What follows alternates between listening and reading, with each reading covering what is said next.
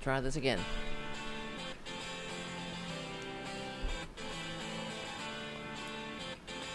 RDTDaily.com presents a Tarabuster with comedian Tara Devlin. Okie dokie, wrong screen I got up. All right. Hey guys, this is Tara Devlin. Thank you for hanging out. Unapologetic liberal talk on the right side of history, decency, dignity, democracy, humanity. We meet here every Friday evening, 8:30 p.m.-ish Eastern time. I'm only a few minutes late tonight, so I'm trying to be on time. So I don't know. I was many months and years even. I was starting the show very late, so I'm trying to be better. All right, and you guys, indulge me. I do what I can, because this is a one-woman show. This is a one-man band over here, so we're in this together. And thank you, Jim. Thank you, Jim. I see you in the chat room. Thank you, Jim, for being a moderator. Thank you, Kathy, for being here. And Ed, nice to see you. Nice to see you. And for everyone on Substack watching live on the Political Voices channel, nice to see you. If you are new to the show, please, I don't know. I'm trying to find you. I can't find I hope the link is going. I just can't seem to find it. Oh, there it is. There it is. Okay, good. If you can become a paid subscriber to my Substack, that will help keep the show going and growing. Is this audio going out over the air? How's it? It sounds good, right? Help. Oh, okay. I can hear it now. All right. All right. Pardon me. Yeah, happy Friday. Jesus Christ. Where do I start? Thank you, Charlie from APS Radio News, for all you do to keep the show going and growing. And if you guys are, want to support Charlie, check out APS Radio News, because he runs a radio station over there that has other independent voices. And I think you might be interested in that. And this show is on APS Radio News as well. So thank you, Charlie. And thank you, Charlie, for your support of the community cats. And just so you know, Francis is in a cone. You might be able to see him. He's behind.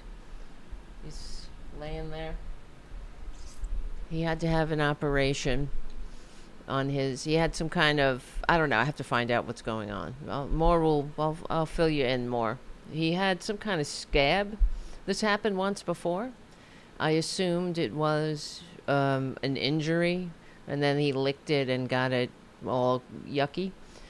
But it happened again in the same spot, so we sent out whatever the hell it is. So they had to, cut it off his skin and sew his skin back together. And, yeah, that's what's happening over there. That's why he's in a cone. So when you see him, he's okay. He'll thankfully will be getting this, is finally getting taken care of. So I thought it was healed, but then he really did a number on it, and that's when I took him to the vet. And I'm a little concerned because, like I said, it happened in the same spot as it happened months and months ago. So, all right. Well, we'll figure it out, and I will let you know how it goes. Oh, God, I don't even know where to start, because I'm, Charlie Kirk, the whole thing. Okay, where do I even begin? I did a video about this on the Political Voices network on politicalvoices.com. I know, right? Jim says, I thought cats were supposed to be low maintenance. They are, and then they're not, That's how it goes. But, yeah. I have health insurance for the cats. He probably has better health insurance than some people in this fucked up country. And speaking of, I don't even know where to begin in a way, because I did the video on Political Voices Network. So if you can, check it out, follow my Substack, because that's how I'm going to be able to continue doing this work with your help. So please follow, and if you can, become a paid subscriber. That would also help too, if you can. I know everywhere you go, you're getting inundated with people asking you to support, but this is the truth. This is the the the um, the problem, is it a problem? It's the liberal media. We don't have billionaire benefactors. We only have each other. And moving forward, I'm going to be on Hal Sparks' show on Wednesdays at noon every Wednesday, unless they have a special guest. That's not that I'm not special, but, sometimes a guest can only, book that particular time. And I'm very fortunate that Hal does probably about 52 shows a week, and he's able to put me in on a regular slot. So that's going to help the show grow, I hope. And Hal is really amazing. He's one of my heroes, even before I got to know him. He really is an incredible mind, an incredible talent, and he's very encouraging. And I would just, if you watch the show on Wednesday, he was kind of giving me a Tony Robbins pep talk, because I really hate the e-begging, and he was saying that you have to do it, and it's and I said, yeah, well, I don't want to be annoying. And he said, well, what's annoying when people like you and others in the liberal sphere aren't getting the attention, or they aren't as well promoted as they are on the right. And that's one of my frustrations, and we talk about it all the time. And I have mentioned Charlie Kirk all the time, because we've gone through videos of his and decimated them. I mean, Charlie Kirk was a racist. I'm not saying he should have been murdered. It's horrific. And honestly, I feel really hungover from seeing that video, emotionally hungover in a way. It was really disturbing, of course. I'm sure if you haven't seen it, maybe don't watch it. Yeah, it's almost like you can't avoid it. It was all over Twitter, because Twitter is a cesspool. They have no standards. It is filled with Russian bots, and now this video of this man being murdered, it's horrible. And what really upset me was that, that's a life. Like how quickly things can change, and it just seems so, I felt so, it was so pitiful to watch that and yes, Jim says I've avoided the video. I watched it by accident, because I was like, is this AI? I didn't know that it was all over Twitter. I couldn't believe that it was so readily available. And it does look kind of fake, but it just goes to show you how fragile we are. And it's really horrific, honestly, that, it seemed, he was there 1 minute, and 1 second he was gone. And I don't know. It just made me really upset about, all the bullshit. And I wondered if in that split second, if he had a moment to think, oh shit, it doesn't really look like it. But I wonder if he had any regrets, if he thought, because they were talking about gun violence when this happened. And I mean, the goddess of irony is never late, I suppose. But I'm not saying that he should have been shot. He shouldn't have, because this is the worst thing that could happen to us, to our country at this moment, frankly. But what's even worse is the response to it. And we're in for a very bumpy ride. This ain't Trump last time. Last time, the more perspective we have from the first maladministration, the more I start thinking, yeah, maybe those people who were in his maladministration really were doing America a favor, holding him back, restraining his worst impulses, right?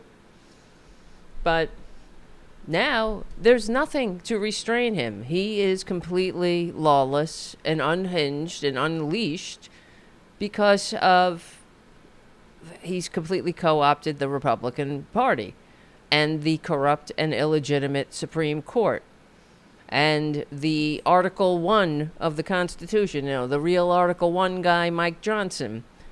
He's got him, all of them, and now the murder of Charlie Kirk. And if you were watching the Tara show on Thursday, we had Sherry Jacobus on, and we were discussing. She put it out there. Hey, seems like let's open our minds to the realm of possibilities that this is something that Trump would have done, would order some kind of hit against. I mean, it really did do him a favor getting the Epstein files off the front of mind of the corporate media. Hold on, be right back.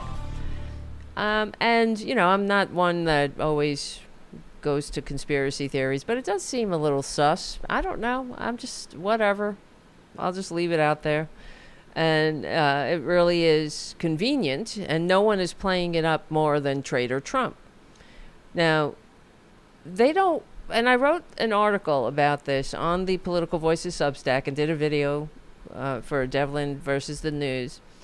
And I'm not the first one to point this out, but the Republicans are giving Charlie Kirk the full Hoerst Wessel treatment.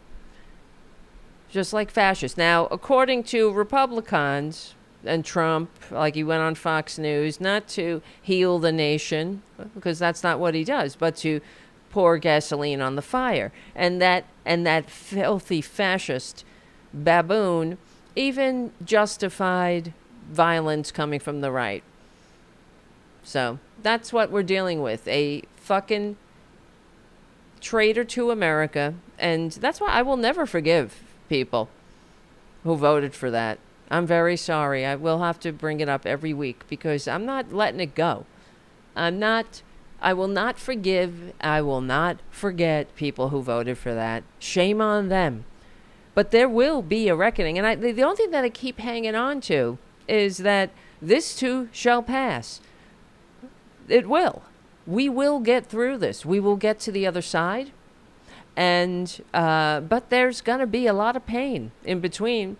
The economy is going to shit. The Trumpanzees who voted for this shit, they're begging for carve-outs. The Trumpanzees, I wrote another article about that.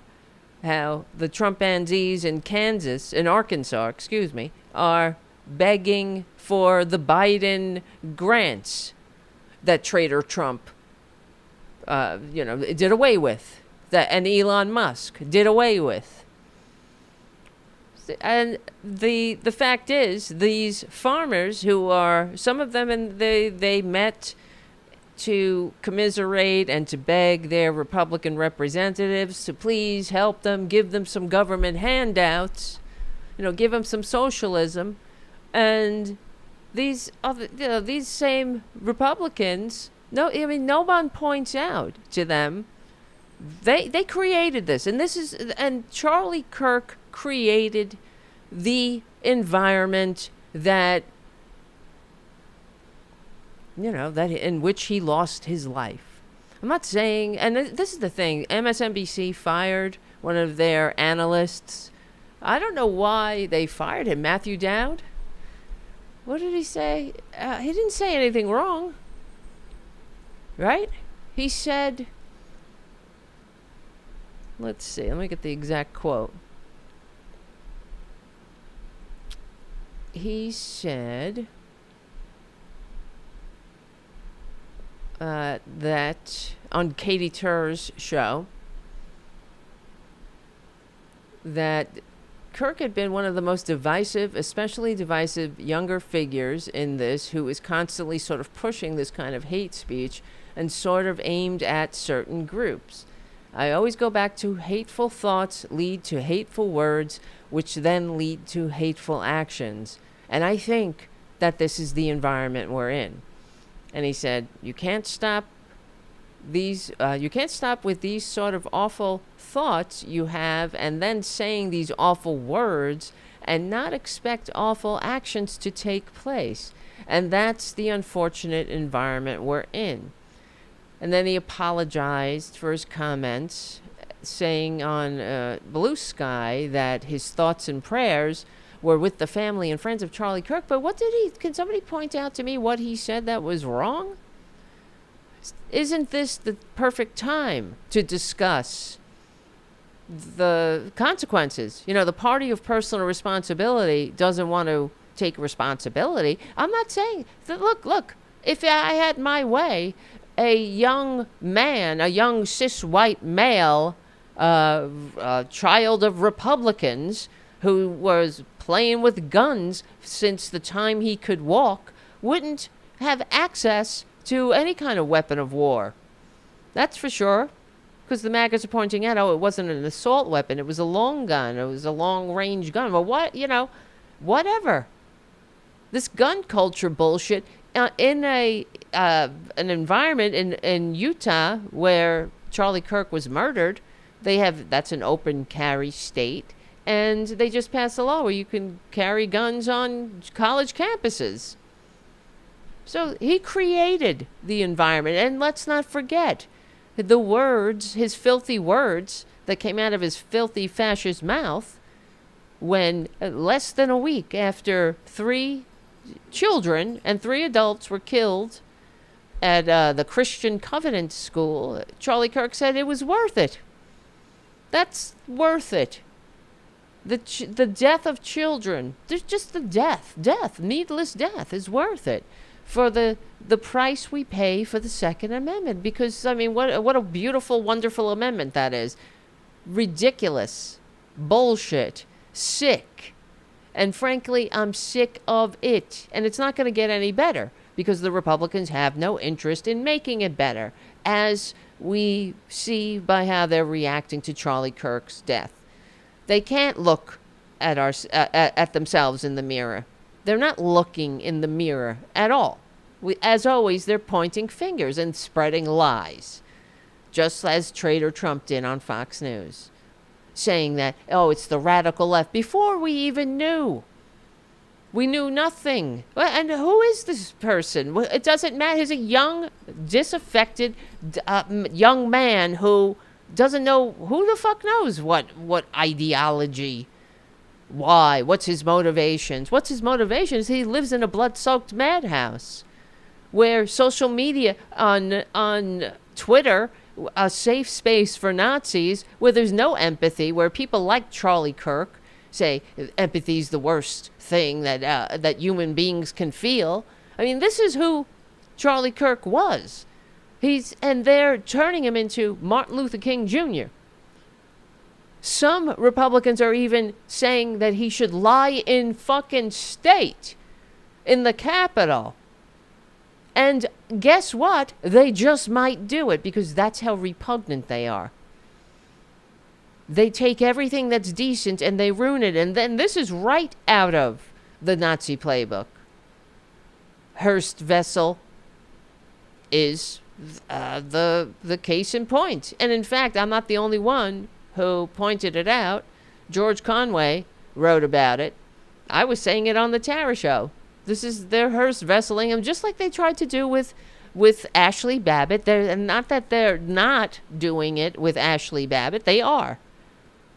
That filthy DUI hire, Pete Hegseth, is reversed the Biden order that she's not going to be buried with military honors because she doesn't deserve military honors. She died in the course of an insurrection trying to overthrow the government that she took an oath to protect and defend from the likes of herself. But Pete Hegseth and the Republicans, they're all, because they're traitors. They're not patriots. And now, according to Traitor Trump, if you point out the facts, if you call them fascists, you look, hey, a fascist is what a fascist does. We got plenty of words for them. I don't have to make up a word about them. I got words. I got the best words. But we call them what they are. Hold on. For real. Call them, I mean, right? I'll call them what they are. I mean, unlike them, they can't even call us by our fucking name, and that's another example of how they don't give a shit. They don't have an interest in healing the country, toning down the temperature. It's so sickening, and that's the thing. So the corporate media fires Matthew Dowd, and here's the problem. I thought Charlie Kirk was all about free speech and debate, because they keep quoting him now on the corporate media, saying, oh, the minute we start talking, that's when we start shooting, something like that, some bullshit, which, whatever, okay. So why aren't we allowed to have that conversation? We're not adult enough to assess the reality of the situation. And if Matthew Dowd, let's pretend he's wrong for a second. Or, because the maggots will cry and scream and whine when anybody tells the truth about them. So, okay, present your case then. Show him and us where he's wrong. Tell us, okay, he says hateful words lead to hateful actions, and, Charlie Kirk was a purveyor of hateful words. So, and here we have the receipts. He said that black women had inferior brains. He said that when he sees a black pilot if he's boarding an airline, he immediately wonders if he's going to get to his destination alive. He said that Ketanji Brown Jackson and every other black woman was a DEI hire, even though Ketanji Brown Jackson has a resume that fucking grifter could only dream of in 1,000 lifetimes. Because, Charlie Kirk dropped out of community college, which, no fucking shade on community college, but he dropped out to start Turning Point USA when he was 18 years old to make money off the grift. During the tea bag movement, that bowel movement that we had to endure, that fomented and metastasized into the Trumpanzee. So he dropped out of community college to go and poison Americans, poison the minds of people stupid enough to listen to him. And he's nothing great about him, except, he's like Trump, the same thing. It's the same thing. Trump is not a genius. He's not a political genius. That's what the right-wingers all say. Oh, he's such a genius because he ran for president the first time he ran for president, he won, and all that bullshit. Well, because he's a racist, and he has no standards, and he's got no morals, and he doesn't give a shit about America. So he'll say anything. And people wanted, I guess, because fucking people are racist, they wanted to hear that shit. He tickled the white grievance, rather large white grievance funny bone. That, of course, Charlie Kirk also exploited. So, come on. Give me a break. Yes, Josie, he's a stable genius. God help us. But, yeah, I mean, it's absolutely ridiculous. I guess we're not adult enough to have a conversation. See, we're adult enough, I suppose, for every young, disaffected, cis white male dropout or whatnot to get an assault weapon. But we're not adult enough to have a conversation about hate speech. Because where does political differences end and the hate speech begin? For Republicans, what's really disgusting is, of course, this is everything that their response to Charlie Kirk's murder is exactly right out of the fascist playbook, of course, from bestowing the Medal of Honor or Freedom or whatever the fuck on him, and flying flags at half-mast. Could you imagine? Now, of course, we don't have to imagine. We'll just, because he would never fly a flag at half-mast. For a liberal, did the flags go half-staff when the Minnesota reps were murdered in their home by a Trumpanzee? Of course not. He couldn't even call Tim Walz, and they all got a good chuckle. Right? All about the Nightmare on Walls Street. See, political violence only occurs in Republican world when it's politically advantageous for them, proving yet again that they have no interest in a functioning democracy. They really don't. It's time to go to our, plan B, I think. I don't know about you. Because the plan B is fuck them. Move on without them. And they want civil war. They're crying all on Twitter about civil war. Of course, a lot of it is bots and Russian bots and Chinese bots and all that, but that doesn't matter because man-child Musk, another traitor who should get the fuck out, and I hope I live to see the day where he's deported and stripped of his ill-gotten gains and is sitting in the dock at The Hague answering for all his crimes against humanity. That's how we'll know we're on the right track. But, he's let these Russian bots and Chinese bots on Twitter unfettered. So has that cuck, what's his fucking name? Zuckerberg, they call him. All these billionaires who have, you would think they have fuck you money to say fuck you to a fascist, but they don't care. They cozy up to the fascist, the freak, the scum, the cancer in our body politic. That's Charlie Kirk. I'm sorry to say. He was a cancer. No, actually, he was a parasite in the body politic, feeding off the cancer. And, making the body sick. That's what he did. What did he bring to the table that wasn't divisive? It was this white... let me show you, actually. This straight white male grievance. I have a clip of something that's rather disturbing, but also telling on what we're dealing with here.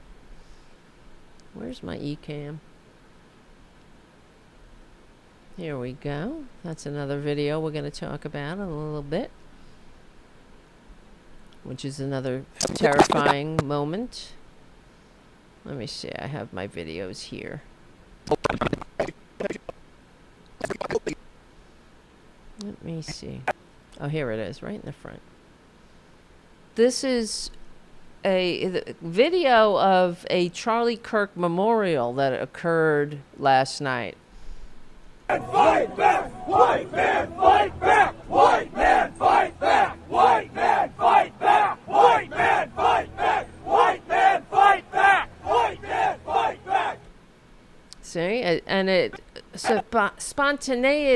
spontaneously, excuse me, I can't talk, broke out in a chant of white men fight back, not black, white men fight back. Look at the vote Republican flag. White men fight back. The Jesus flag. See, that's why Trump is such a grifter in, the God game. He had to get a piece of that God grift with the Bibles and whatnot, and how he pretends to love Jesus, because he knows his base. He's speaking to the audience. He knows.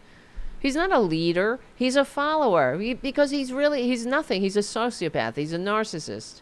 It's all about filling that gaping black hole of need and greed that substitutes for a personality. That's his personality. It's just this hole of shit that can never get filled up. And the sickness in our society is that we have a large portion of our society that wants to please this gaping black hole of need and greed. They couldn't give a shit about them. Just like Charlie Kirk. Charlie Kirk was a fucking sick man. I'm so sick of these fake Christians justifying their hate on Jesus because they love Jesus. When Jesus, if he came back, they would crucify him again. Charlie Kirk would crucify him again. For real. Jesus. The only holy obligation in the filthy fascist white nationalist church is gay bashing. Gay bashing, trans bashing, and putting everyone in their place. Dividing people. Never understanding, never caring, compassion. Hold on, we'll be right back. I mean, how sick do you have to be as a Christian to say that the price, that walking around with a fucking gun, having everyone have a gun is, the appropriate price is the death of toddlers. You say that less than a week. I mean, these people are sick, and he was a very sick person who made our country sick. He didn't bring anything to the table. I want to... Here, wait. Should we play some of these things that he said? No, that's somebody on our side. A normal person. Here's some Charlie Kirk clips. Joy Reid and Michelle Obama and Sheila Jackson Lee and Ketanji Brown Jackson were affirmative action picks, we would have been called the racist. See? But now they're coming out and they're saying it for us. They're coming out and they're saying, I'm only here because of affirmative action. Yeah, we know. You do not have the brain processing power to otherwise be taken really seriously. Sure, Charlie. You had to go steal a white person's slot to go be taken. Do you hear that shit? Do you hear that hate? He's just this babe in arms who has no clue about history, reality, the lived experience of our fellow Americans, how just how the world works. Just knowing shit from afar and putting his sick, twisted opinion on it. Affirmative action, because he didn't live in a world where, black people couldn't get into university or get a job, or, they were completely segregated out of public life. So we tried to do something about that. And according to the maggots, that's the problem, like the corrupt and illegitimate Supreme Court Chief Justice Roberts said, just don't be racist. The remedy for racism is don't be racist. Well, we try, but there's many layers to it. And funny how when the New York Philharmonic, they started to audition musicians from behind a screen. Before they did that, they had a very white male orchestra. And then they started to simply listen to the musicians as they auditioned and they didn't see their faces. They didn't know who the hell they were. And suddenly they ended up with a rather diverse orchestra because people like Charlie Kirk and all of us, everyone has their unconscious biases, and it was affecting the way that they were looking at the musicians who were coming in and auditioning for seats in the orchestra. So, we try to do something about it. There's no sin in that. But the Republicans, of course, they want to drag us back, and they're getting a little they're smelling blood in the water. They've had a lot of success, and we got a lot of work to do. We're going to have a lot of work to do to overcome them.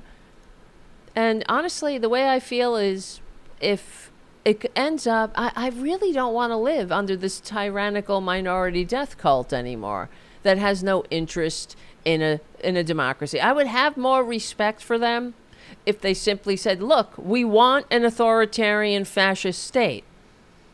And we want, and some of them say that. Some of them have gotten to the point, because for years, Republicans would just give lip service to democracy. It's expected. Oh, sure. Just like, like Mike Johnson says he's a real Article 1 guy. You can't come out and say, I'm abdicating my role as the Speaker of the House, as a co-equal branch of government. He can't, I guess he could. We can all see what he's doing. But, he still has to pretend. Just like Republicans pretended for years to love democracy while they were dismantling it from within. And now they're doing it. They're rather successful. Their Project 2025 is being implemented from sea to shining sea, and it's turning out to be as destructive and as horrible as we all said it was going to be. But they didn't have the decency to run on it.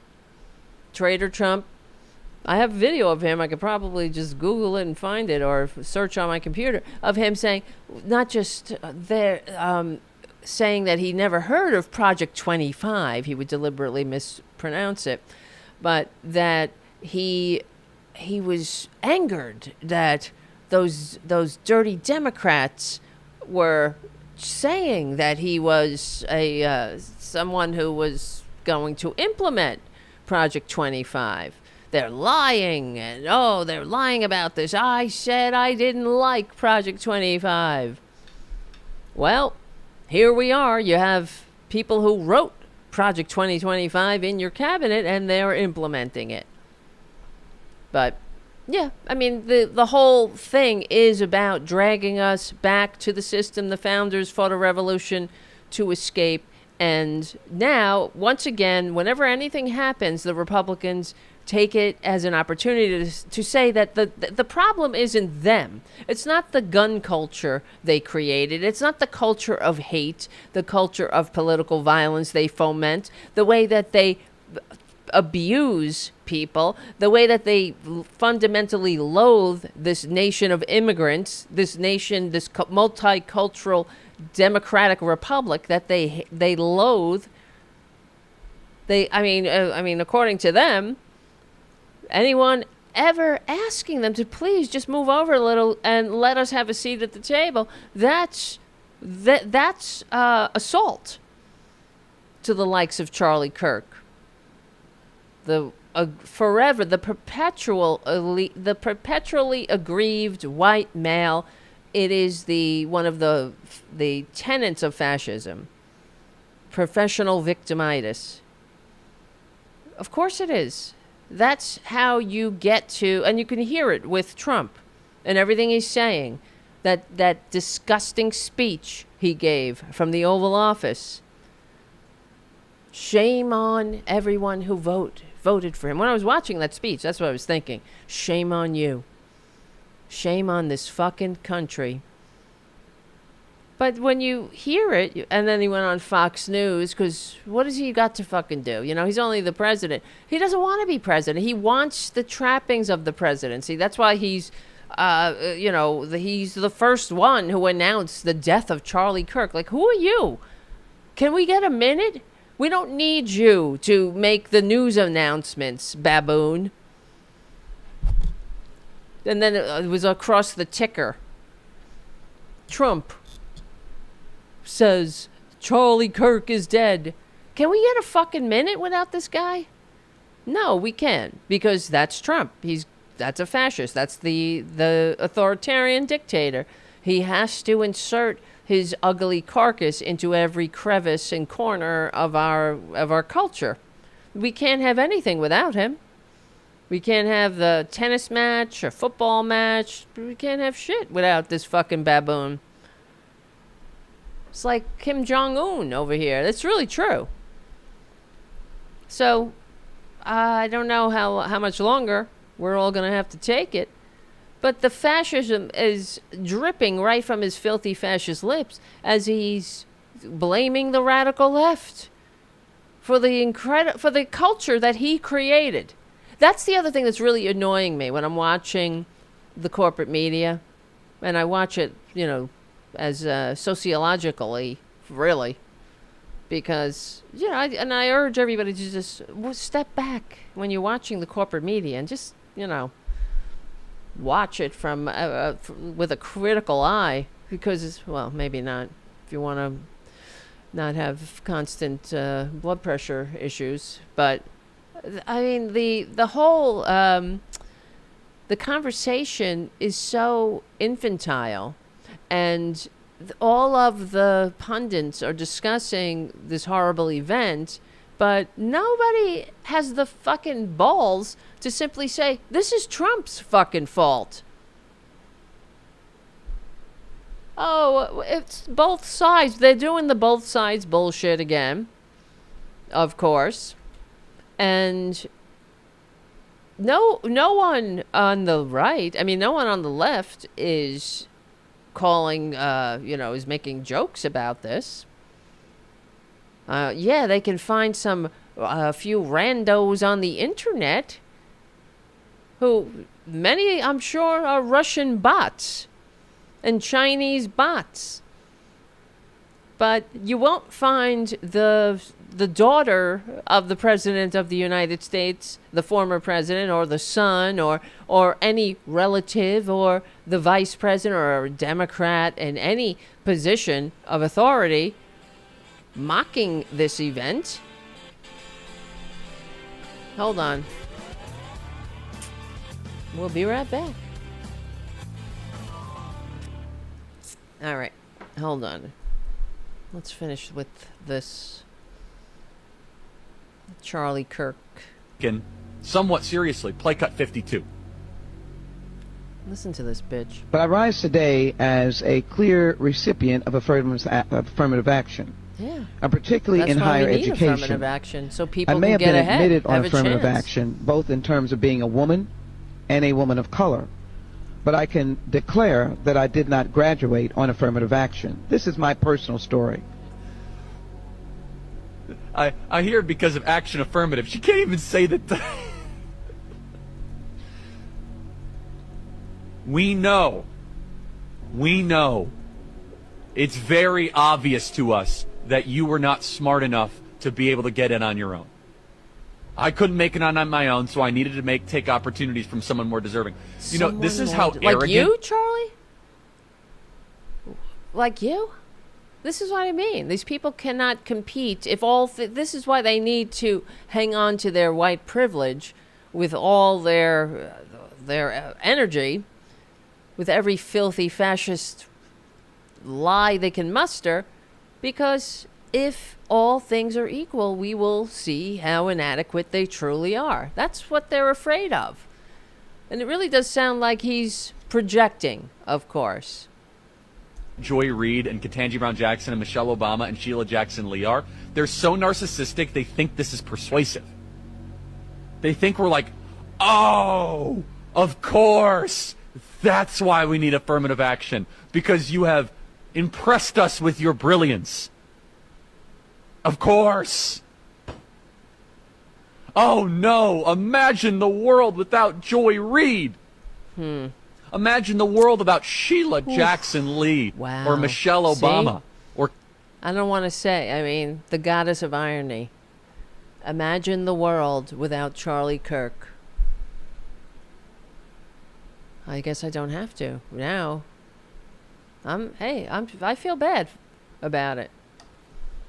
I don't feel bad about not having to do clips about his what the latest hate he spread. Oh shit, hold on.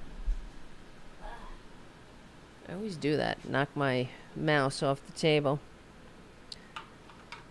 But he's the one who said that the Civil Rights Act was a mistake, that Martin Luther King was a bad guy. Now, who's his definition of a good guy? Well, traitor Trump. A con man, a fascist, a traitor who sent a mob to beat cops and defecate and urinate in the halls of the Capitol to stop the peaceful transfer of power. That's who he idolizes. Who was born on third base, thinking he hit a triple, of course, bankrupted his trust fund 6 times, bankrupted casinos numerous times, is a Putin bitch, right? Who met in secret with Putin behind closed doors and confiscated the transcript. No Americans present, of course. Who is all over the Epstein files, who clearly participated in the sexual assault of young girls. There's no doubt. There is absolutely no doubt, because just by his behavior, all the political fallout that he's feeling from it, whatever's in the Epstein files has got to be worse. Ketanji Brown Jackson. They think this is persuasive.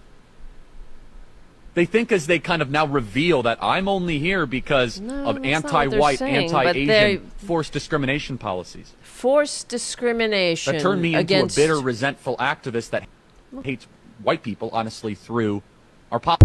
Wow. You know, I mean, sometimes it's just stunning. Well, and here's what he said about gun violence. Less than a week after toddlers and 3 children and 3, not that it matters, 6 people were murdered, including children. This is what he had to say. I think it's worth it. I think it's worth to have a cost of, unfortunately, some gun deaths every single year, so that we can have the Second Amendment to protect our other God-given rights. Isn't that disgusting? What is so admirable about holding that kind of ideology?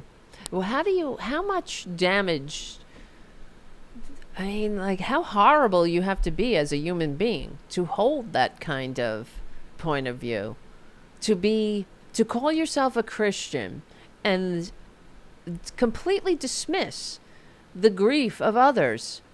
Because he's talking about, because they asked him, you know, what do you think about these, you know, the latest death? Children dead. Parents have to, in this fucked up country, have to come to grips with the fact that this fucking sick country allowed their children to be the next victims of gun violence, of senseless and needless, uniquely American gun violence. We had so many opportunities to stop it, except for Republicans standing in the way. And now these same Republicans who don't give a shit, they will never look in the mirror at what they have done to this country. Because this is the point. Dividing us is the point. They can't destroy democracy if we are unified. So they do everything to pour gasoline on the tinderbox and light the flames of grievance and hate and division and suspicion. I mean, how sick do you have to be to constantly kiss up and kick down all the time? Charlie Kirk was a greatest gift of America's enemies, that's for sure. The greatest gift of people who want to see this country torn apart. Here's another clip from the same event. Now, we must also be real. We must be honest with the population. Having an armed citizenry comes with a price. Oh, isn't he pragmatic? That is part of liberty. What's so fucking liberty about having a gun? These people are sick, and I'm sick of them. Really, and we are sick from them. Well, I don't understand. So, you get to have a gun. What? Whoopee fucking doopy. Can you retire? Can you take a day off when you're sick? Can you go to a doctor when you're sick? Can you take a vacation day? Are you earning a living wage in decent working conditions? And will you be able to retire in dignity and security? When you go to school, are you able to know that you're when you send your kid to school that they're going to come home alive? Can you go to a concert, a movie theater, a supermarket, a college event without being the victim of gun violence in this fucked up country? I think that's freedom. But these fuckers have a very sick and twisted view of freedom, and they hate freedom. Ultimately, we're all in bondage, as you can see. This country, and that's what I was saying earlier when I lost my train of thought, but on the corporate media, they're all discussing, what do we do? Why can't we just come together? Why can't we just get along? Why? Listen to the fucking president. Tell me. And then they keep saying, because this monster, Traitor Trump, goes on about the radical left, they're all the radical left, as a excuse to, of course, advance the authoritarian project, to buckle down, to, come down on free speech. They're all saying this online, all of them. Oh, Charlie Kirk was a hero of free speech. Now we must close MSNBC and CNN and all the liberals. Because why? Point out what they're saying that stoked violence. Oh, you called Trump a fascist. That's what they're saying. That's the problem. Calling Trump what he is.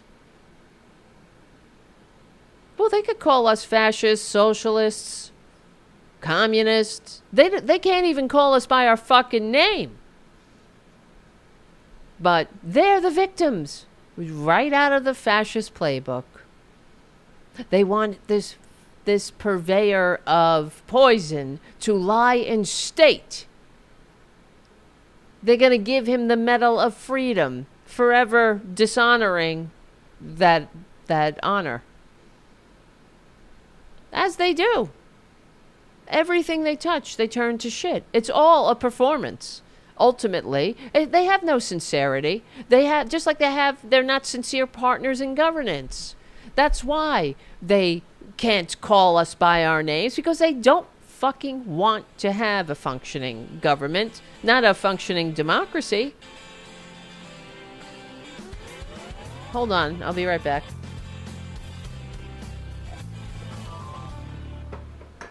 All right, let's keep going. Driving comes with a price. 50,000 people die on the road every year. Unbelievable. So that's a price. Dismissive. You get rid of driving, you'd have 50,000 less auto fatalities. Oh, you son of a bitch. But we have decided that the benefit of driving, speed, accessibility, mobility, having product, service. I mean, what a hollow argument.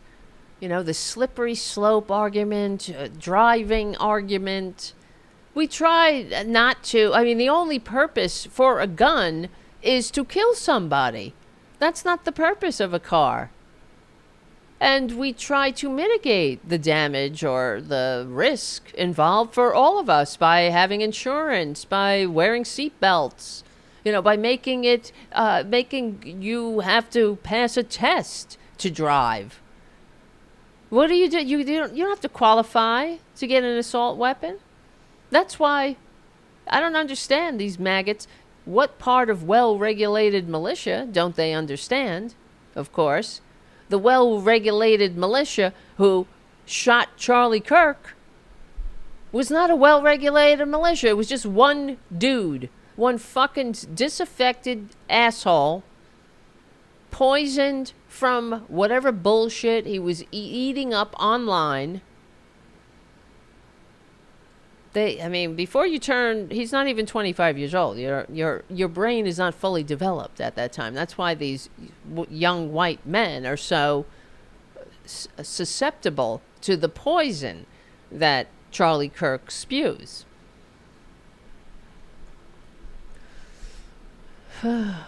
And yeah,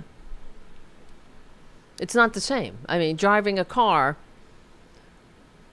But this is how they twist themselves into pretzels, and that's what I mean. When I watch that video, it's just terrible. And I wonder if he had any regrets for a split nanosecond. If there is an afterlife, I wonder, is he sorry? Because this is a very disturbing and sick ideology to promote. And that's what I mean when listening to the corporate media. They're talking about, we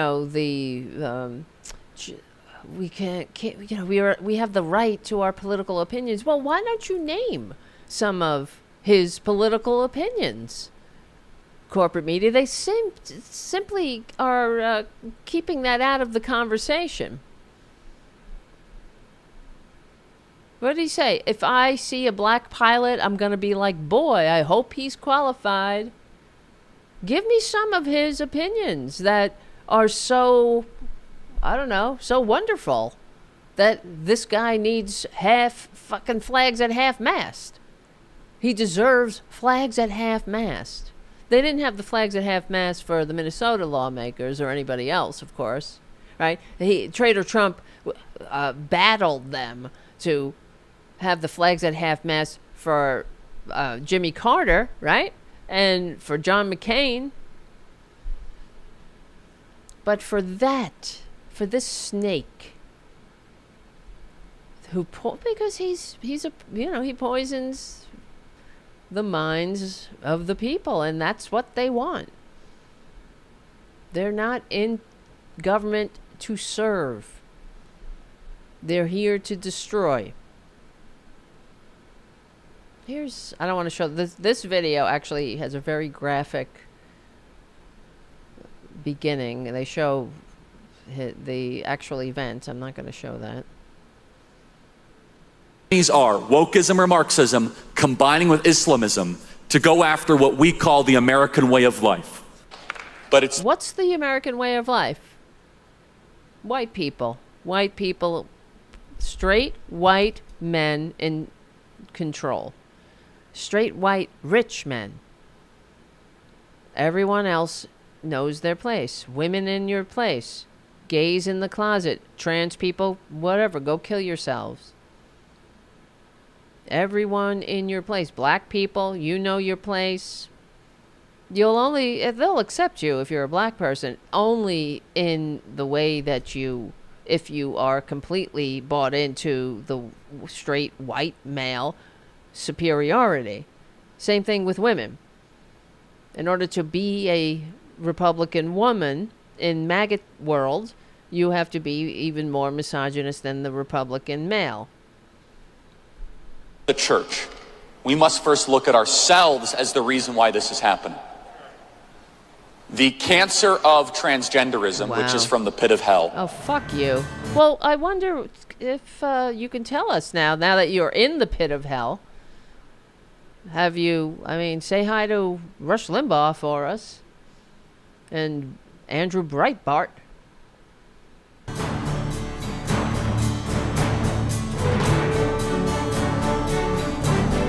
Hold on. Donald Trump gone too far?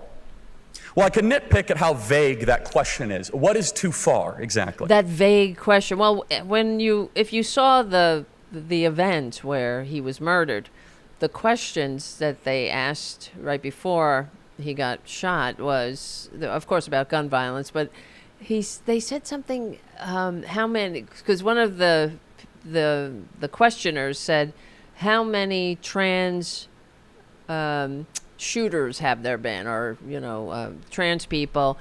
Because according to Maggot, it's trans people are the reason there are mass shootings. in the country, in the world, really. And Charlie Kirk's response was, too many. See, you want to talk about a flippant, vague response? Because Charlie Kirk, and I was watching some of his so-called debates, which I cannot stand the debate me bro maggots. And he's, of course, was their patron saint. But he's not, there's no debate. You're simply, he's just repeating the racist talking points. And I guess just like Republicans like to, they wrap their bullshit in the veneer of legitimacy. Same thing, Charlie Kirk, like they wrap intelligent design in the veneer of legitimacy by calling it intelligent design as if it's an actual scientific thing. Or the Laffer curve. They give it names, to give it legitimacy when it's bullshit. And same thing with Charlie Kirk, to wrap his hate speech in the veneer of political discourse by couching it in a debate, when all he's doing is spewing non-scientific, it's not backed up by any kind of stats. Yeah, how many trans shooters have there been? Too many. Well, there's been about 5 out of 100, I believe, in ballpark. Not that matters. They will still vilify trans people. And not that he even knows anything about trans people. He should just shut his fucking mouth and leave people alone. But, that wasn't getting the clicks. That didn't make him who he was. He'll just spewing the lazy racist line, tickling that white grievance. That's his political speech. That's what I was wondering when I was watching all of the corporate media coverage. Where does the political speech end and the hate speech begin? Because it seemed like hate speech to me, really, all of it. Are his tweets too long? You will never live in a society when you have an armed citizenry and you won't have a single gun death. That is nonsense. It's drivel. Why do you need an arm? See, that's the other thing. And the fact that Republicans want everybody armed is part of how they're dividing people. Because, you're supposed to hate your fellow American. Not that I'm not saying everybody's a fucking saint, that's for sure. But, you don't need assault weapons to protect you in the home. That's for home defense or whatnot. You don't need it to go hunting or whatnot. If that's what you like to do as a hobby, go kill beautiful animals, shame on you, but whatever. And it's part of how they stoke and cultivate suspicion and division. They want us at each other's throats. It's sad, really. That's why they don't want universal health care or higher education, or they don't want us to look at each other as our fellow Americans, that we help each other, that we don't leave anybody behind. But, even when I say those words, to me, it feels better, And that's the other thing that is driving me insane with these maggots, and where I'm like, this is a lost cause. I get to that point sometimes. There's no reasoning with them. But it's that, we're not trying to hurt these maggots. But the way that they're behaving in the aftermath of Charlie Kirk's death says everything. They want to hurt us. They want violence against us. There is no political discussion here. It's complete subjugation. That's what they want. That's how we will get along, with Republicans, if we completely acquiesce to their, to their power. If they completely suppress us, then, there'll be, I guess, utopia. I don't know. But they're not trying to have any kind of functioning society. See, we're trying to make sure that they don't have to die. If we had our way, Charlie Kirk would still be alive. He wouldn't have been shot at all. There would be no guns on that campus. A young man like that fucker who shot him wouldn't have been able to get a gun. He wouldn't have been brought up by a bunch of Republicans that took him to gun ranges but from the time he could walk.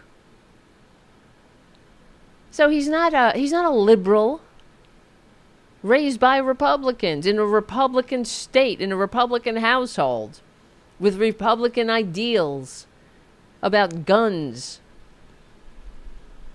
So the way I look at it, Charlie Kirk should still be alive. We tried to make sure he didn't have to die, right? That we tried. But Republicans will never look at themselves. And that's the other thing that, if you notice, is missing in the conversation on the corporate media. They're not mentioning guns hardly at all. They're not talking about the fact that Utah is an open carry state and that they just passed a law allowing guns on campus. Everybody's safe? How do you feel? You know what I mean? No, it doesn't matter. They're like, this good guy with a gun, could that have stopped this? A good guy with a gun? No. What was going to happen? How was a good guy with a gun going to stop that fucking guy? But the sickness, we're just trying to make sure that people don't have to needlessly die without health care, and that seniors don't go hungry, that kids can get an education, that young people can go to school without coming out of university as indentured servants to banks. That's what we're trying to do.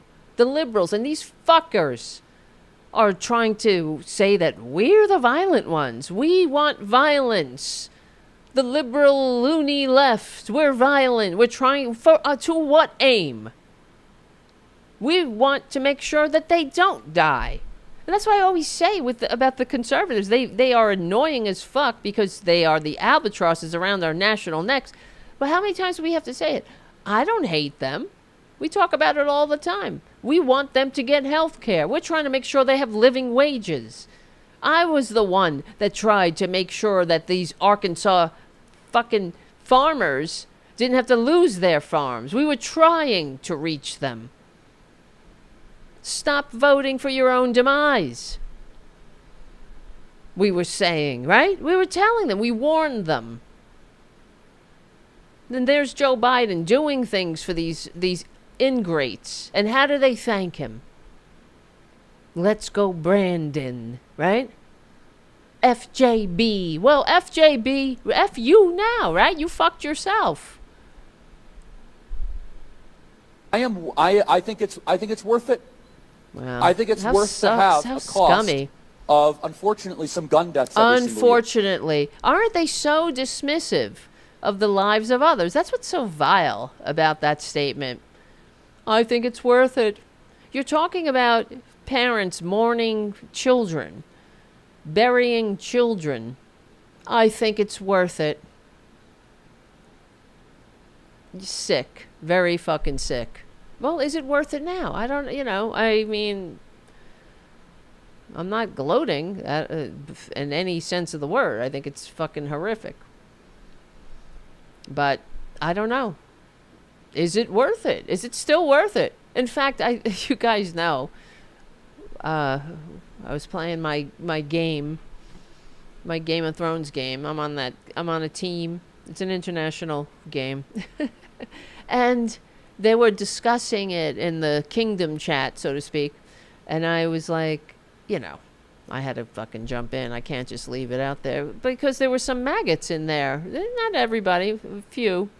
But because it's an international game, I really don't want the people of the rest of the world to think that we're all a bunch of morons, too. So I have to jump in there. And one of them, and I just posted that quote where Charlie Kirk said, you know, I think it's worth it to have some gun deaths. And and one of the maggots chimed in, well, he's not wrong. He's not wrong. Even in the wake of his death, a maggot is saying, well, he's not wrong.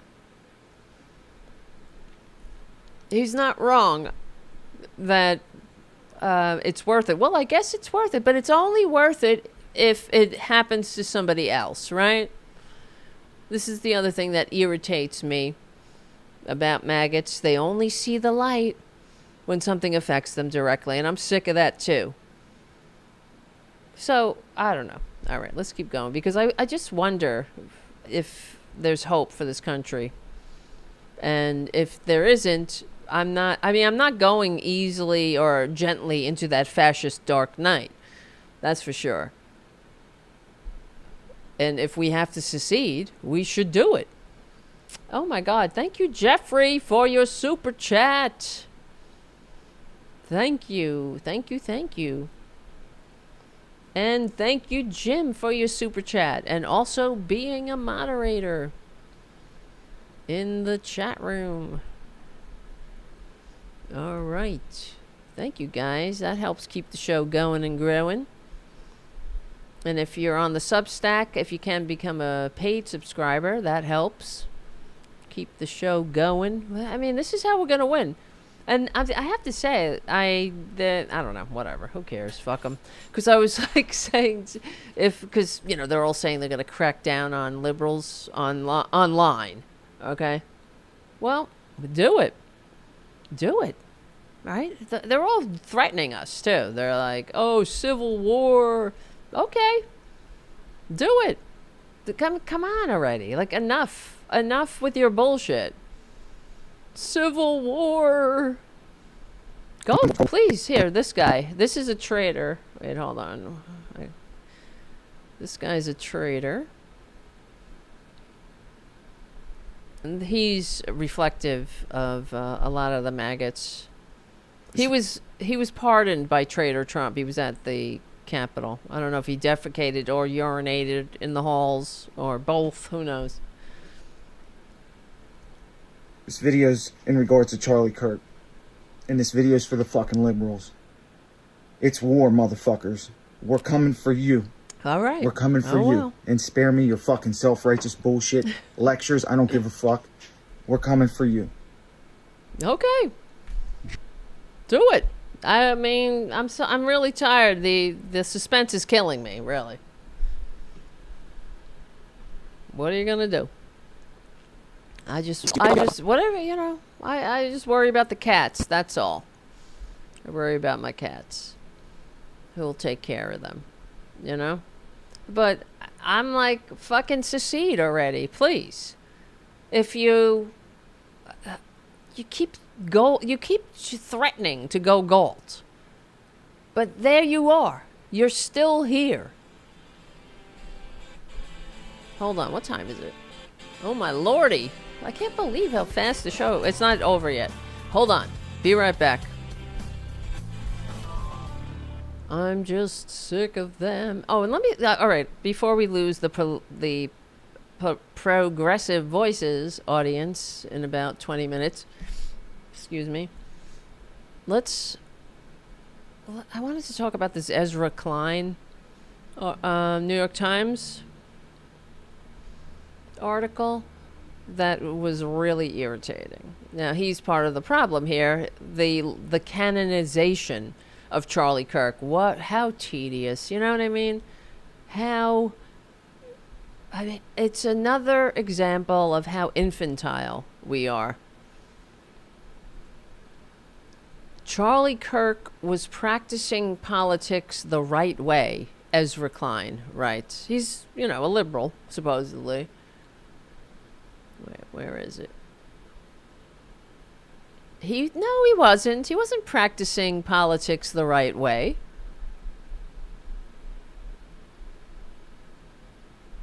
He he writes, the foundation of a free society is the ability to participate in politics without fear of violence. To lose that is to risk losing everything. Charlie Kirk and his family just lost everything. As a country, we came a step closer to losing everything, too. We've been edging closer for some time now. In 2020, a plot to kidnap Gretchen Whitmer, the governor of Michigan, was foiled by the FBI. Well, I thought that was all fake news and shit. A mob stormed the Capitol in an effort to overturn the result of the election, and pipe bombs were found at the Democratic and Republican National Committee headquarters. In 2022, a man broke into the home of Nancy Pelosi, Speaker of the House at the time, intended to kidnap her. She was absent, but the intruder assaulted her 82-year-old husband, Paul, with a hammer, fracturing his skull. In 2024, President Trump was nearly assassinated. That same year, Brian Thompson, chief executive of United Healthcare, was murdered. In 2025, Molotov cocktails were thrown at the home of Governor Josh Shapiro of Pennsylvania during Passover. Melissa Hortman, the former Speaker of the House of Minnesota, and her husband were murdered. The state senator John Hoffman and his wife were severely injured by a gunman. And on Wednesday, Kirk, the founder of Turning Point USA, was gunned down in a speech at Utah Valley University. You can dislike much of what Kirk believed. What is the other side of much?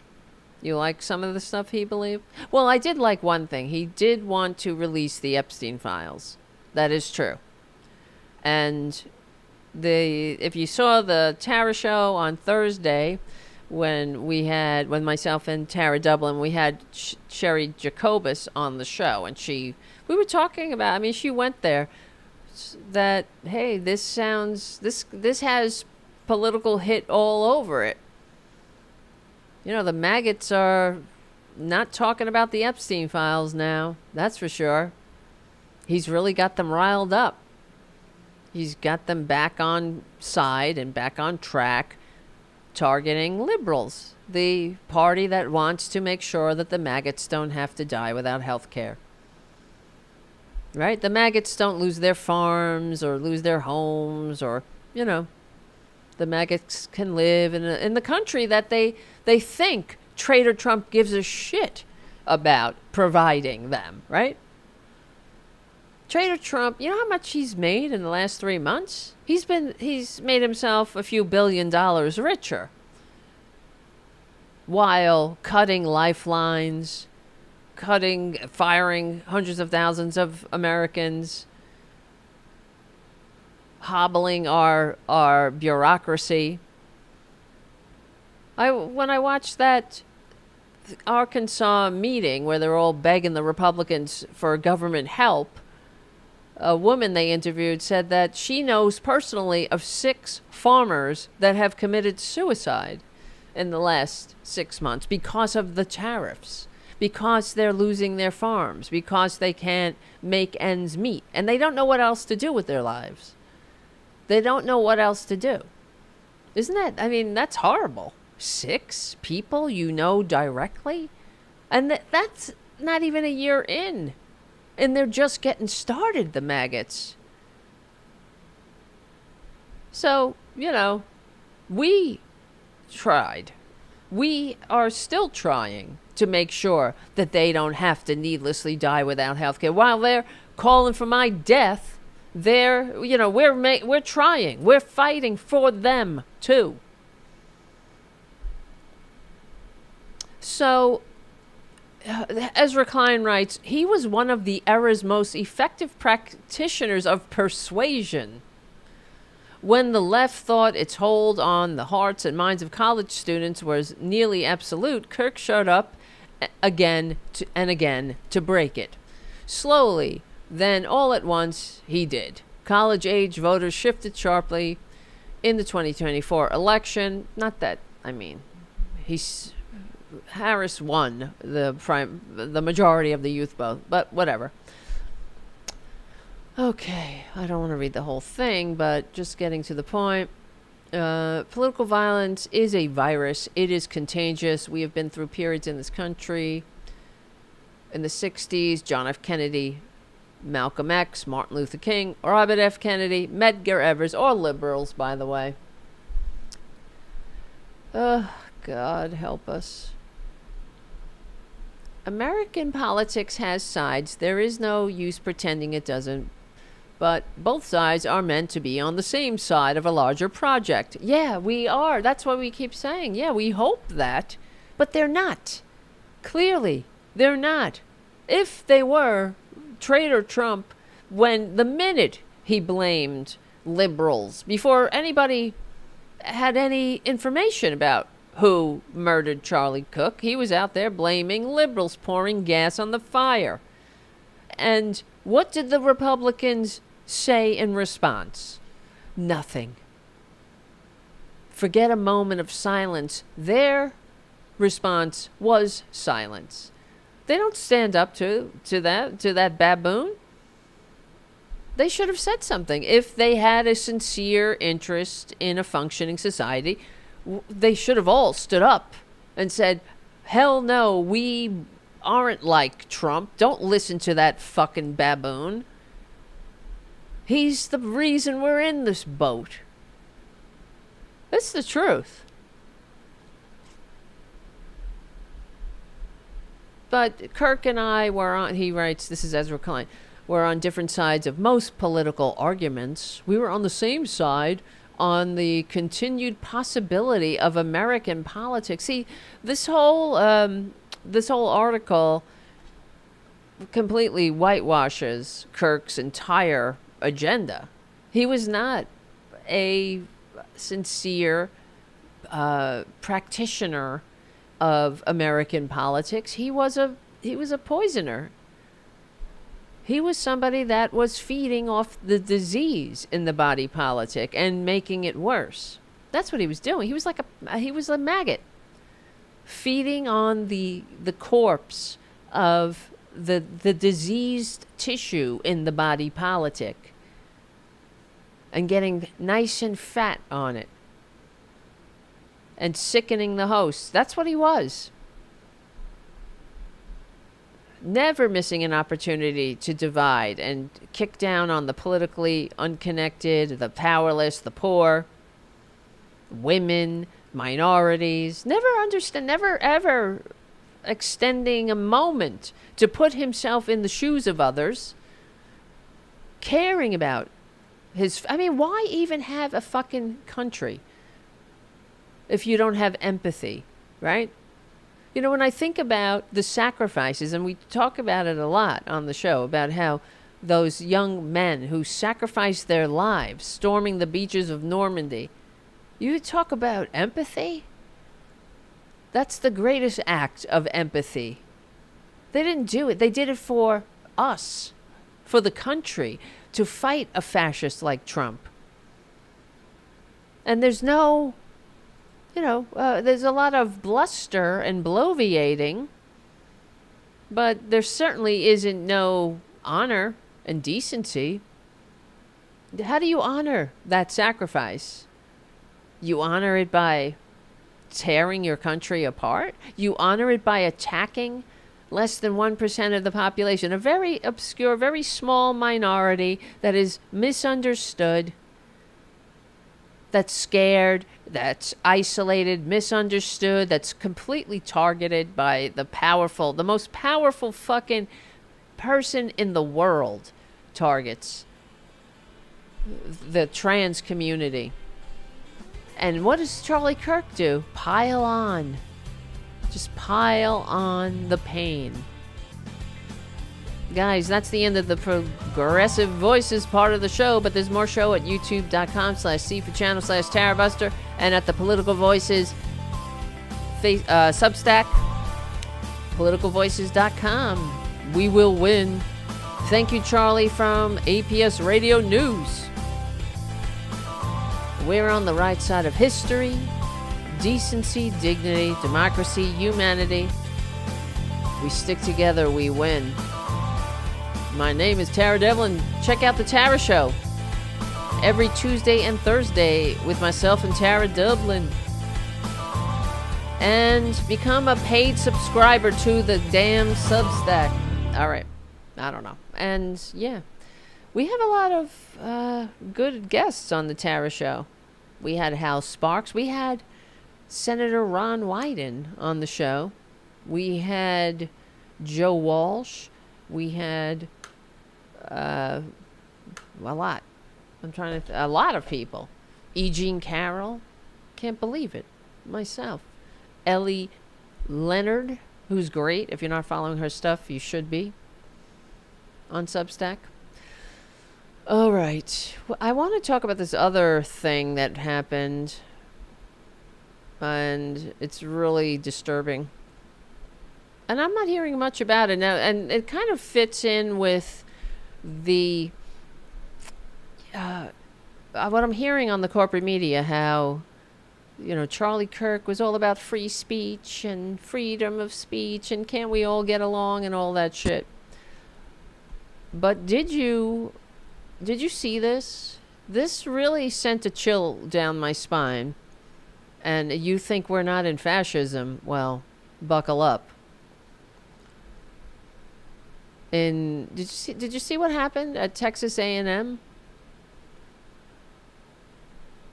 A university, by the way. In this chilling spectacle. Okay, so what happened? A university student, this woman, I mean, young woman, but I guess like a member of the Stasi, someone in the, like a Maoist, a fascist, and her book, you know, putting you in the book, telling on you to the authorities. This is, all right, let me play the clip. I'm just wondering, I haven't heard this anywhere, really. Wait a minute. Errol says, Tarabuster, someone was supposed to be on here tonight? Who? Me? Someone? I was supposed to have a guest on here tonight? No. I don't think so. Am I wrong? Are you booking guests for me? I didn't know. I mean, maybe I forgot. I hope not. If I forgot. No, I didn't forget that someone was supposed to be on. No one was supposed to be on. We had Ellie last week. Ellie Leonard. Okay, let me play this clip. I don't know. I thought, when I first saw this, I was like, this has got to be a joke. But listen, here we go. If it's a little hard to hear, but there's subtitles, and I'll try to explain it for those who are on audio only. We don't see the teacher, we don't see the person, the little bitch, the Stasi bitch who interjects, but this is apparently a class in children's literature, and they just said something about trans people, and the little Stasi bitch didn't like it. Gender and sexuality moving from that class. So she says, to recap on gender and sexuality from last class. We did get to in our last class. I just have a question, because I'm not entirely sure this is legal to be teaching. Because according to our president, there's only 2 genders, and he said that he would be freezing agencies' funding programs that promote gender ideology. And this also very much goes against not only myself, but a lot of people's religious beliefs. What the fuck? And so I am not going to participate in this because it's not legal, and I don't want to promote something that is against our president's laws, as well as against my religious beliefs. Fucking shit. Can you believe that? That's when I said no. This can't be real life. Wait, I have the wrong banner? What are you talking about, guys? Oh, the woman I had on for last week shows up in the post for tonight's show. Oh shit, really? It shouldn't. I changed it. Well, I'll have to fix it. It's too late now. But thank you for pointing that out. I thought I changed it. Maybe I made a mistake. But let me go back. when I first saw that, I swear to God, I felt sick to my stomach. I cannot believe. I said, is this real? And then I looked it up. Yeah, absolutely real. And to make matters worse, the woman who, the teacher of that class got fired. They fucking fired the woman, the teacher. So in this chilling spectacle, the party of small government and free speech, of course, torched whatever bullshit remains of those principles. This Stasi bitch, bootlicker, filmed herself in this classroom lesson about gender, saying it was against the president's laws. And you know what was so disgusting was, first of all, she's wrong on so many levels. The president doesn't make laws, you dumb Stasi bitch. And she said that it was about honesty. She didn't sign up. She signed up for a children's literature class. She didn't sign up to talk about gender. Oh, well, oh, boo fucking who? You're in college, bitch. You Stasi Nazi bitch. You're in college. You don't like it? Discuss it. It's all about free speech, the exchange of ideas. Our president says there's only 2 genders, and I don't think I want to participate this, and because it goes against our president's laws. Can you fucking believe this? So Melissa McCool, McCoul, or McCall, was fired, the teacher, after this clip made it around social media. The student, I think what happened was the teacher said, look, if you don't like it, you could leave. And that's what she did. And she said, I am meeting with the president of the university because I'm a little Nazi narc. And I can't, if I don't like a lesson in a university class, in a not just one class, in any class, I'm going to make sure nobody else can learn and talk and discuss about topics that our president says doesn't exist. There are only 2 genders, he says. And this is against our president's laws. Even though the president doesn't make laws in America. So that's what I'm talking about, guys. These fucking fascists. That's the country they want to live in. And that little Nazi bitch thinks she's doing it correctly. She's being a patriot. She's holding true to the president's laws. Absolutely horrifying.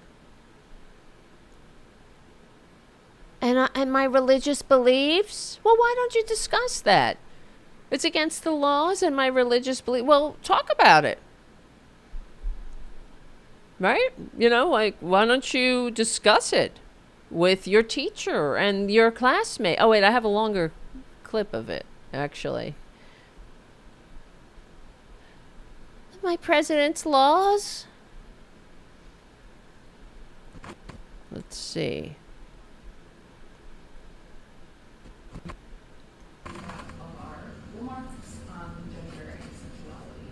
Yes, because we're going to recap what we were talking about, gender and sexuality. Yeah, because you're in a literature class. Even though it's a children's literature class, there's something called, the constructed reality, and you're discussing it. That's what you do in university class. You take an objective view of life, and you talk about it. You learn critical thinking. You don't just swallow shit hook, line, and sinker. You say, well, why is that like that?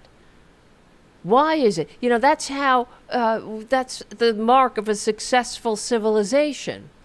We have taken care of our needs, Maslow's hierarchy of needs. And now we get to talk about things. We get to discuss, you know, the meaning of life. We don't just take what the president tells us it is. You horrifying being, you. Right? You anti-American thing. Oh, so no one can teach anything. You can't even say gender anymore. The president of AMN, Mark Welsh, said that the firing of Melissa McCall was a matter of academic responsibility, not freedom. No, not freedom. This is the spin in the Republican witch hunt. Academic responsibility. The president says there's only 2 genders. Never mind that universities were not supposed to be hothouses for presidential decrees and fundamental dogma, right? Fundamentalist dogma, I mean. And within hours, this is what happened. The professor was out. But the head of dean. Let me say. What does it say? The head of English and the dean of arts and sciences were also fired. Because we live in a fascist country. This is to appease a mob of fascists who hate America. How many times have I have to say it? They hate America. They hate freedom. They hate liberty. They hate modernity. They hate decency. They hate the American dignity. They hate human dignity. They hate their fellow Americans. They hate the nation of laws. They hate the nation of immigrants. And they wrap it up in the veneer of patriotism and religion. Well, you know, they're not fit. They need to fuck off to a desert island. And that's actually in that game I play. I said something. Oh, you know, I really have gotten out of the habit of like arguing with right wingers in a lot of situations because it just takes up too much time. And I have other shit to do, like write on my Substack. Really. And that's where my opinions will be. But he said, he started with I shouldn't have to pay for anybody else's blah, blah, you know, that bullshit again. Well, then fuck off, please. Go away. Please move your fucking so put upon ass to a desert island. Go Galt. Get out.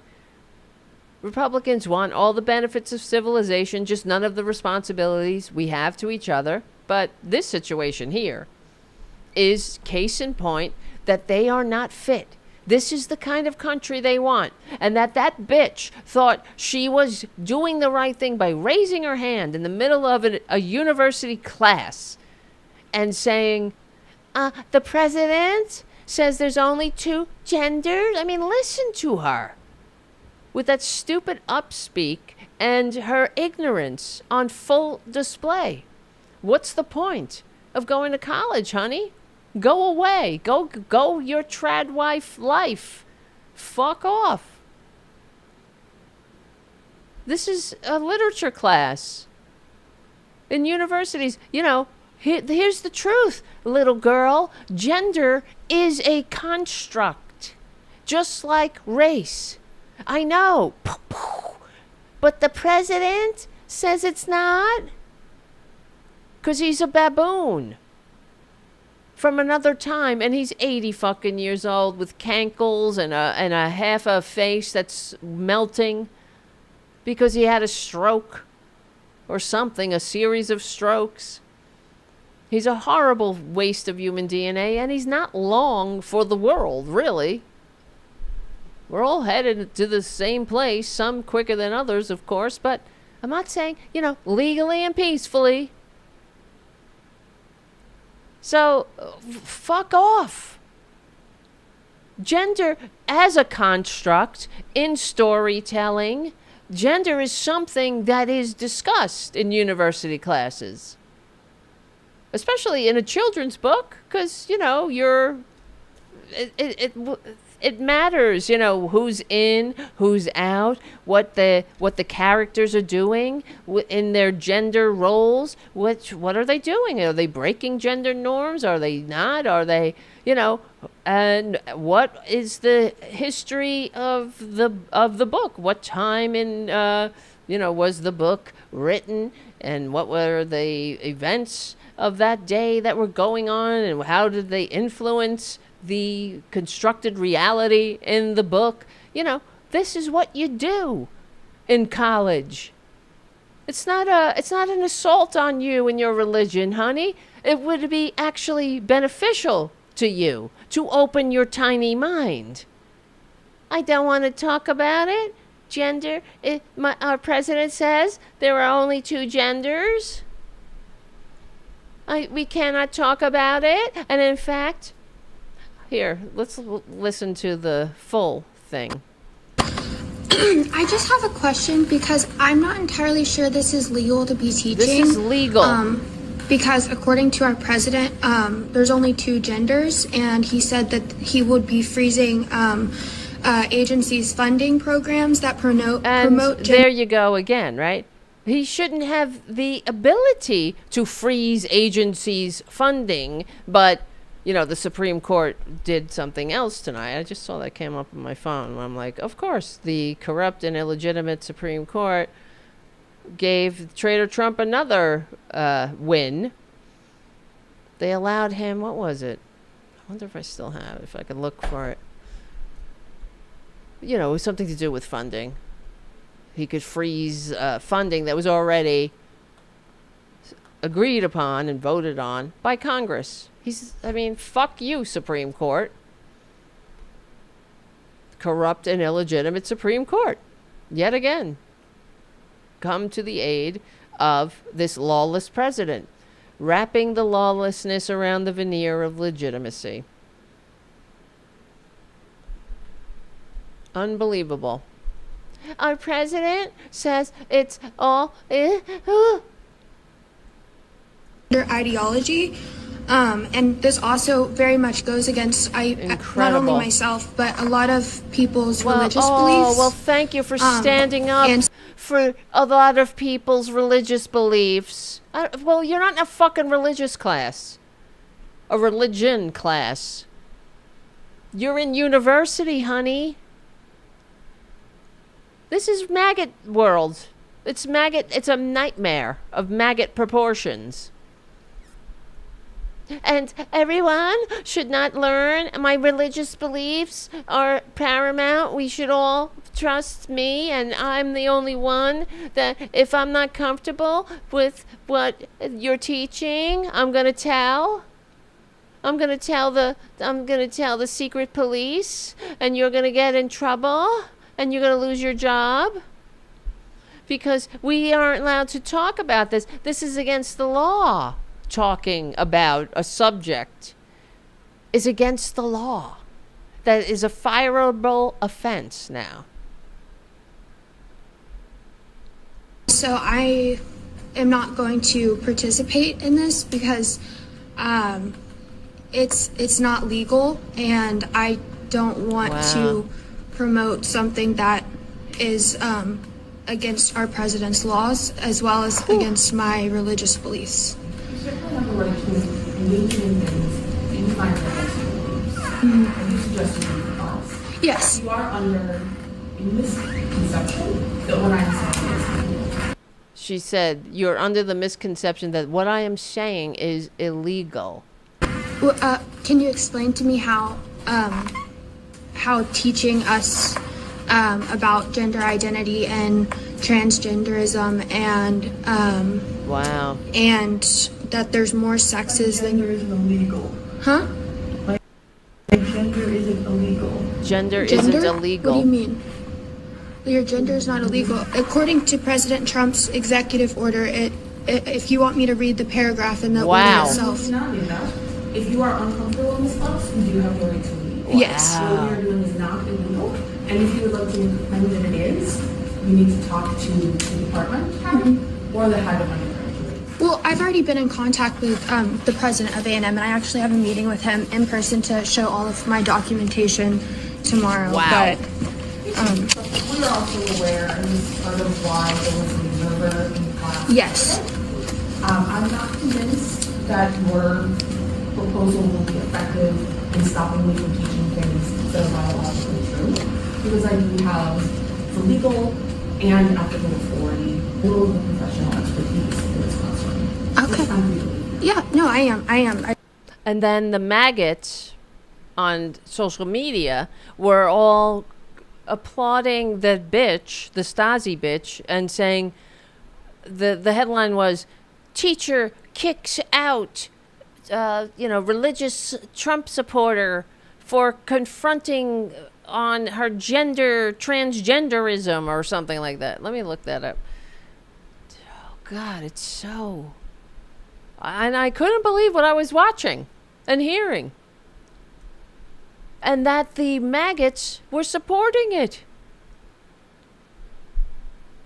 And that woman, she lost her job. So, okay, I don't understand. I actually, this happened a week ago. But I don't understand how they fired this woman. And they were saying things like, the maggots online who were supporting it were saying, well, good, fuck around and find out. And that was a bait and switch. She was taking a children's literature class, not a class in gender. Well, we're not allowed to talk about gender in children's literature? Because of the Stasi, because of the Nazis.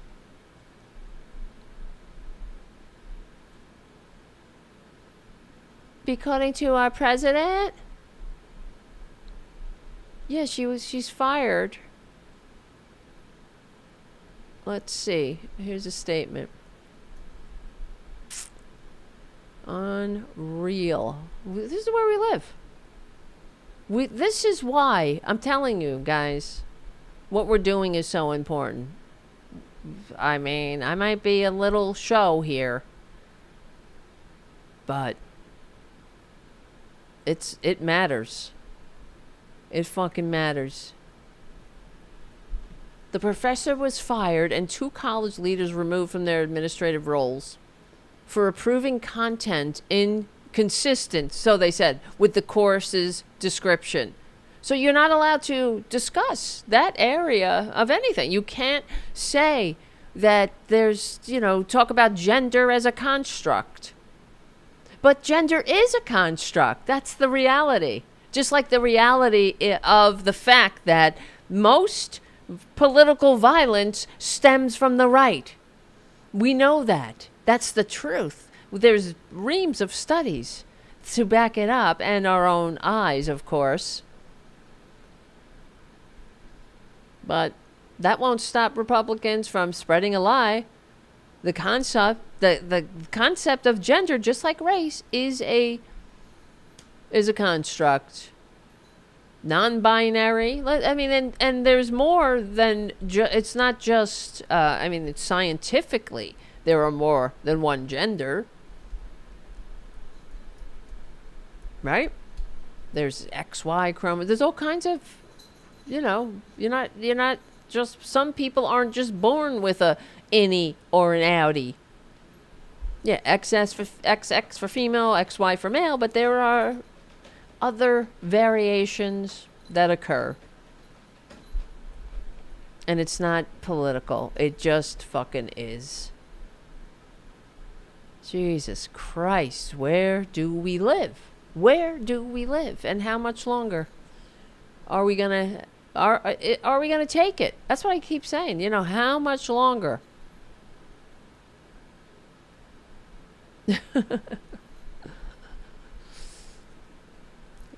I'm just looking at the fucking stupid comment. Tara, who do you love? Anyone?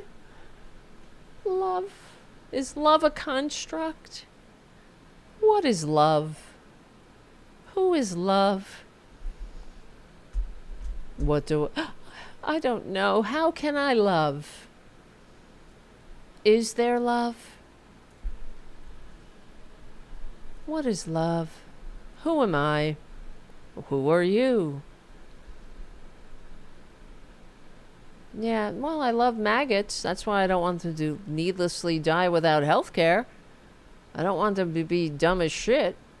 I don't want them to be the albatross around their national necks.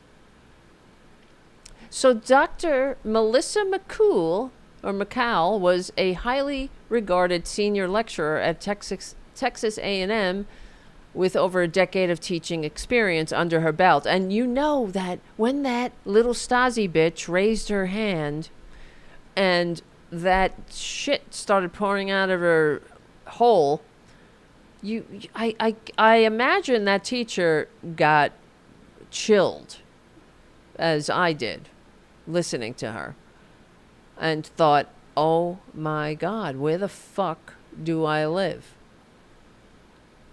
Did you ever imagine that you would see that in modern America?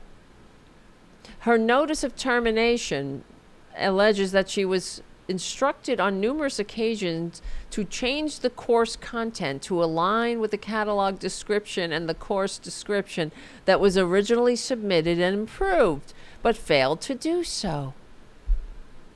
However, Professor McCool's course content was entirely consistent with the catalog and course description, and she was never instructed to change her course content in any way, shape, or form. In fact, she taught this course and others like it for many, many years without incident, without a little Stasi bitch going, the president?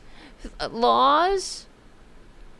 The president, does she? I wonder if that bitch knows that the president doesn't make the laws. But that's maggotry for you. That's why they want a daddy. Daddy's home, right? That's what they love. They hate, self-governance. They need daddy. Like children need their daddy.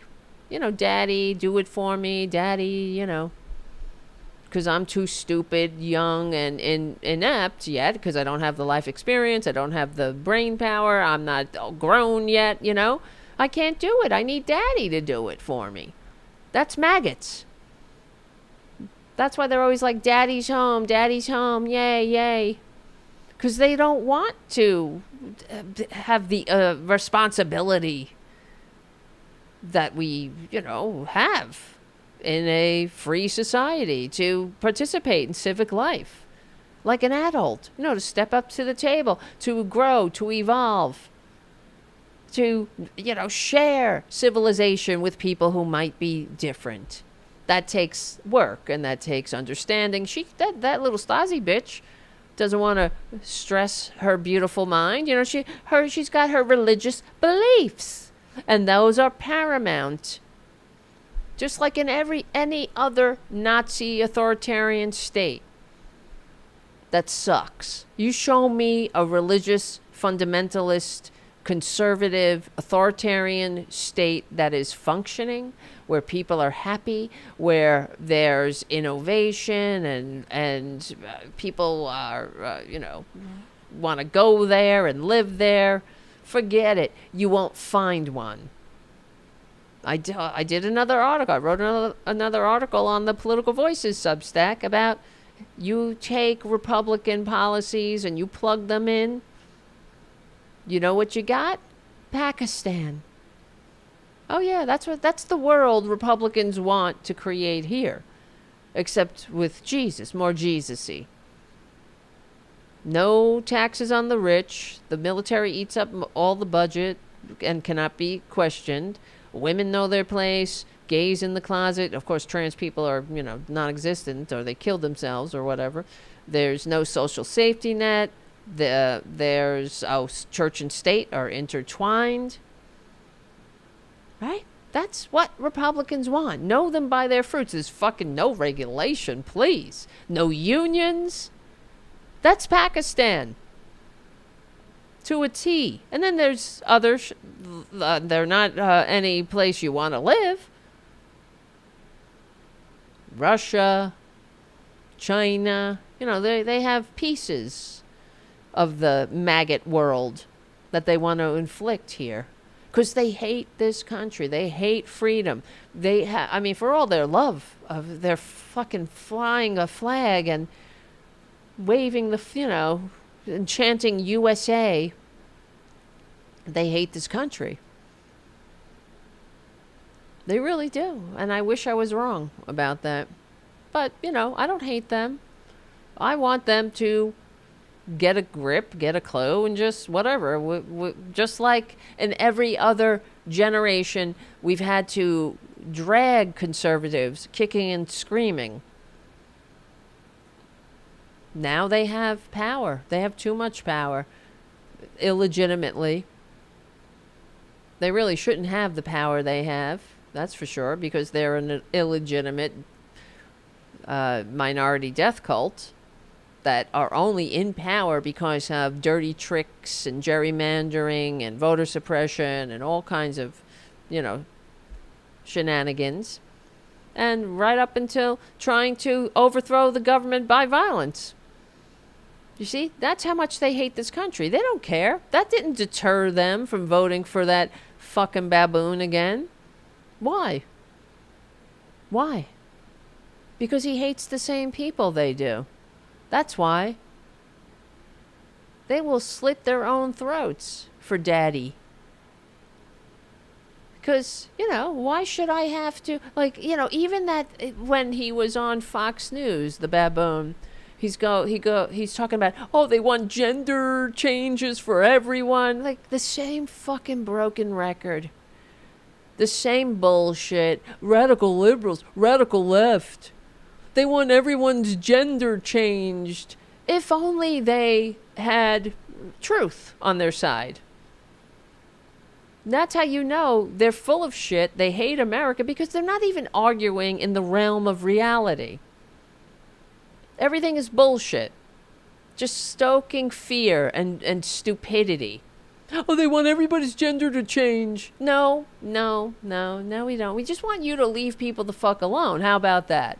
They want men and women's sports and women and men's sports and everybody fucking... When you send a boy to school, he comes home a girl. Like, where has that ever happened?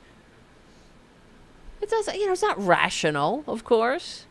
So, that doesn't matter. It doesn't have to be rational. It just tickles all of those hate fucking strings they have. Unbelievable. What a disgrace. And this is, you know, they're firing teachers for talking about topics that you talk about in class. I mean, shit, I went to college, I've been to grad school. So, this is what you do in college. You discuss shit. And that little bitch, what was disappointing, and I don't know if it happened after she stopped recording, was where was the rest of the class in there to chime in? Say, what are you talking about?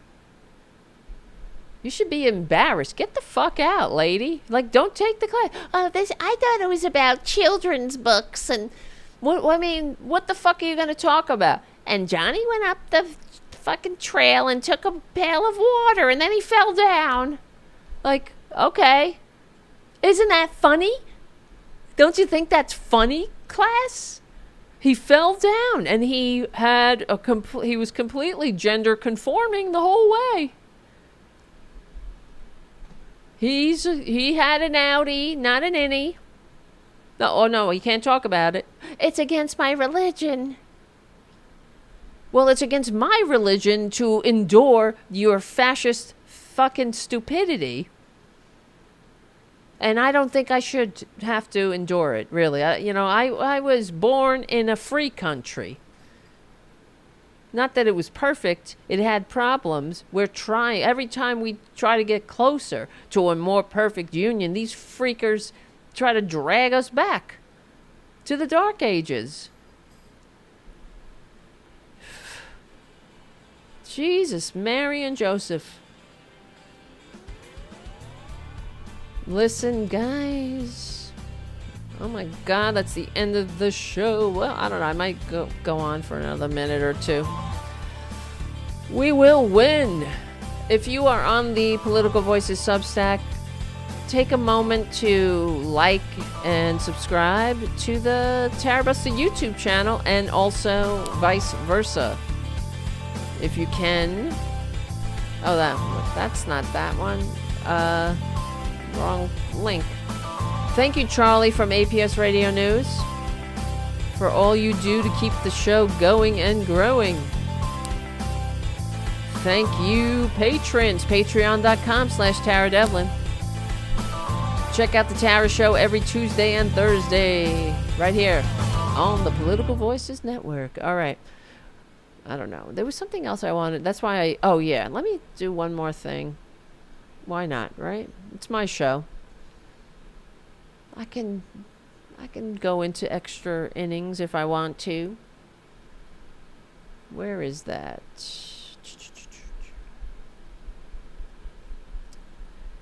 Oh yeah. Where is that? Because I wanted to play this clip of, I'm sorry. I have to apologize beforehand. But there was a clip of Donald Trump Jr. Oh, and the other thing they keep saying about this Donald Trump assassination attempt, like, really? Was it really? It wasn't a liberal anyway, but I guess, that's the mass hysteria. Was it really? Did that really happen? Donald Trump Jr., Fox News.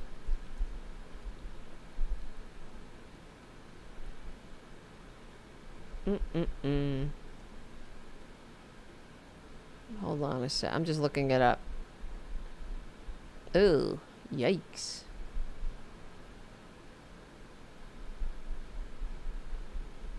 No, I was trying to find it. Maybe I can't.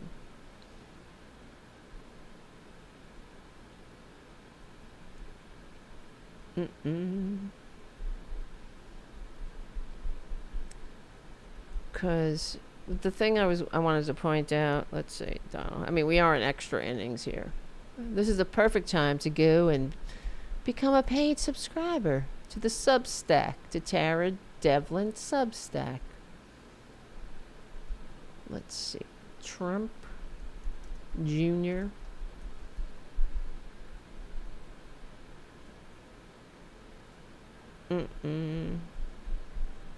Here we go.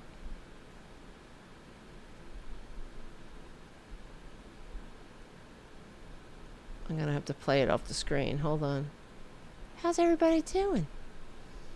Or become a patron at patreon.com/Tara Devlin. They realize they lost the debate entirely, so they have to resort to violence. And what contrary debate? to what we're seeing elsewhere and online, it is not going both ways. It is going one way. It's coming from those aligned with the Democrat Party. The hate has been fomented by those in the Democrat Party, and you can probably play hundreds of hours of those. You hear that? You see what I'm saying? So cry me your crocodile tears, and it was rather low. That's not anything I could do anything about, because that's whoever recorded the video posted it like that. So notice how the Fox News fascist, the propagandist, just sits there and agrees with Donald Trump Jr. It doesn't ask him, what are you talking about? What's the Democrat Party? So to cry victimize, to cry professional victim, to cry how much the liberals are victimizing Republicans, and the fact is, studies show political violence most often stems from the right. We have, those are just the facts. And to claim to be the victim while you're not even, I don't even have the decency to call the Democratic Party by its name. Showing us yet again who the fuck they are. This is who they've been the entire time. Liars. Traitors. You know, who foment hate and division. They're not sincere partners in government. They haven't been for generations at this point. And now they're trying to ensure that more political violence will continue. And in the meantime, they're going to claim the professional victim. They're going to claim the mantle of victim. So all of their assaults on others, on Democrats, on liberals, on normal people, every lawless act will be an act of self-defense. But they give away the game right there by the fact that they can't even say the name of the Democratic Party. All along, they haven't said the name of the Democratic Party. That's the least you can do. If you are a sincere partner in governance and you're an adult and you have an interest in a functioning society, the least you can do is call somebody by their name. But there he is, whining and crying and saying, I'm a victim of the Democrat Party. And this Democrat Party is violent and evil and everything that I hate. And now everything that I do, all of my assaults on the rule of law, on the Constitution, on other people, on humanity, on the American experiment, is going to be an act of self-defense, like the Nazi, just like out of the Nazi playbook, because everything they did. This is right out of fascism 101, to claim the mantle of the victim. So your assaults on the underdog, on your adversaries, on everyone who isn't you, is an act of self-defense. You're just doing it to defend yourself. That's what the Nazis did. Everything. Oh, I mean, I've read many books about the rise and fall of the Third Reich. You guys know I love history, and I used to read these books about the rise of the Nazis, the fall of the Nazis, with a sense of relief that, wow, I mean, with a perspective of living in a free, constitutionally limited democratic republic, nation of laws, and thought, wow, thank God we're the good guys. Thank God I don't have to live in a country like that. That's what's so sad, because now I'm reading and recalling all of these books and all of the parallels to history that we're watching unfold, and recalling it with a sense of dread. Because here we are. Here we effing are. But this is what it drives me insane. And the Democrats have better fight back legally and peacefully and point this shit out. Because the Republicans are not kidding around. They're playing for keeps. They have no interest. I don't give a shit. They have no interest in, toning down the rhetoric. If they did, or coming together. If they did, they would all have, first of all, they wouldn't have a goddamn traitor as a standard bearer, but they would have certainly denounced him for everything he's doing. You know, everything he's done since this happened. The Republicans, if they wanted peace, they would, they would point it out. And this propagandist, this Fox News mouthpiece, would stop them. Somebody would stop them once in a while and say, what the fuck is a Democrat Party? What are you talking about? Right? I'm sick of it. I'm sick of their abuse, frankly, that goes on not just unpunished, but unacknowledged, for fuck's sake. That's how much this whole system has us beaten. Trader Trump can get away with fucking everything. Yeah, he's right. He could shoot somebody on Fifth Avenue. He could send a mob to defecate and urinate in the halls of the Capitol and beat cops and stop the peaceful transfer of power that was good enough for George Washington, but not for him. But nobody will lift a finger to point out the utter bottomless hypocrisy and the part that the party of personal responsibility plays in turning this country into a tinderbox. They're the goddamn arsonists holding the match, pouring the gasoline all the time. And then they stand back and whine and cry over the flames. Right? So, I'm tired of it. I'm tired of it. I'm sick of them. Now I got to call up Chuck Schumer again with this. Because I call. And I call my representative. First of all, Chuck Schumer never picks up the phone. And neither does Gillibrand, of course. But the representative, I used to have AOC until I was redistricted. So the census, unfortunately. She was a great rep, I told you. She was very good. And very responsive. So is Nydia Valdez. That's my rep. But I will have to call her again. I don't think it's getting through. Because I called them one time and, explained a little bit about what I do on the Political Voices Network and whatnot. And I explained to them that one of the things you got to stop with this bullshit is this Democrat Party thing. And I said it when I called up Chuck Schumer, too, because it really irritated me one day when I was watching the C-SPAN feed. And I think it was John Thune was presiding over the Senate. He's the leader of the Senate, right? Or the Republicans, supposed to be, and the Senate's supposed to be the adults in the room, of course. And he says, he calls up Chuck Schumer. He goes, now we'll hear from the Democrat leader. And I fucking almost lost my mind again. I mean, come on. Some people think this is a minor issue. I don't think it's a minor issue. That's why I keep talking about it. Because it says everything. It's emblematic of what we're up against.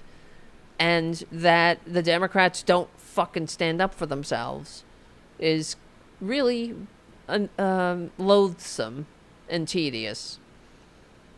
So how much do you hate yourself to allow somebody to constantly call you outside your name and you don't say anything about it? We're going to hear from the Democrat leader? No, bitch. The name of the party is the Democratic Party. The least you can do is call the Democratic leader by his official title and use the actual name. Democrat is not an adjective. For fuck's sake. And he just goes up there and starts speaking, with his glasses half down his nose, looking down, reading off a piece of paper. Like you might as well bring a book. And, I said, you look like a weak little beaten dog up there. And I don't mean to offend dogs. I love dogs. That's what he looks like. Oh, yo.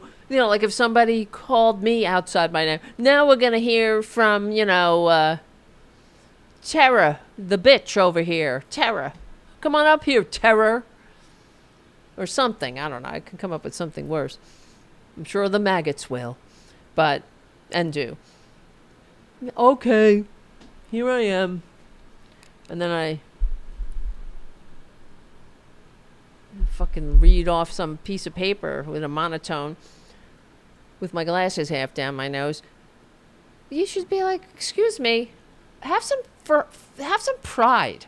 That's the problem too. Have some fucking pride in your party, and to allow these maggots, these horrible maggots who hate this country, who are destroying it, who have a goddamn serial bankrupt, convicted felon, con man, Putin bitch for a standard bearer, to denigrate the Democratic Party that has done so much for this country, for fuck's sake, and doesn't even take credit for it.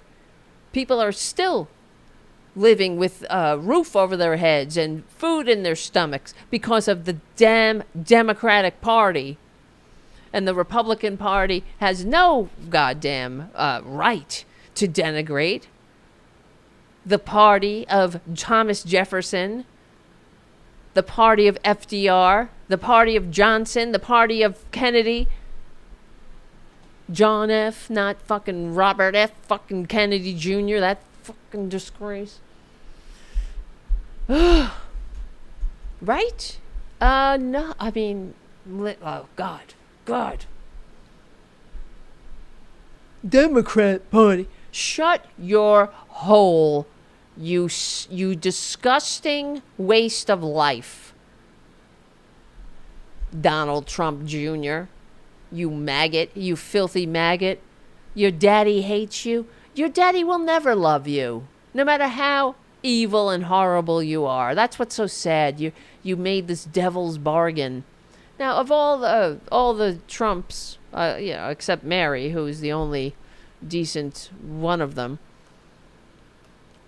I don't think that Donald Trump Jr. is a sociopath, but because I look at him and he doesn't look like a sociopath. I think he's even though he's very sick, maybe he is. Let me reassess this. Well, because he likes to kill beautiful animals for fun. You know, who does that? You like to kill, just kill. Wee, boom, just kill.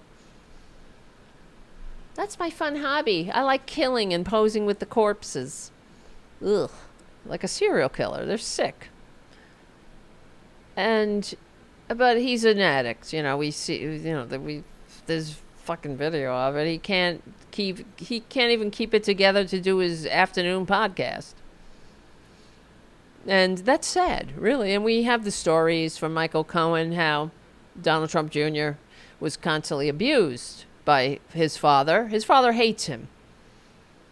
And then I can go Freud on that. I had psych not just 101, but 201, okay?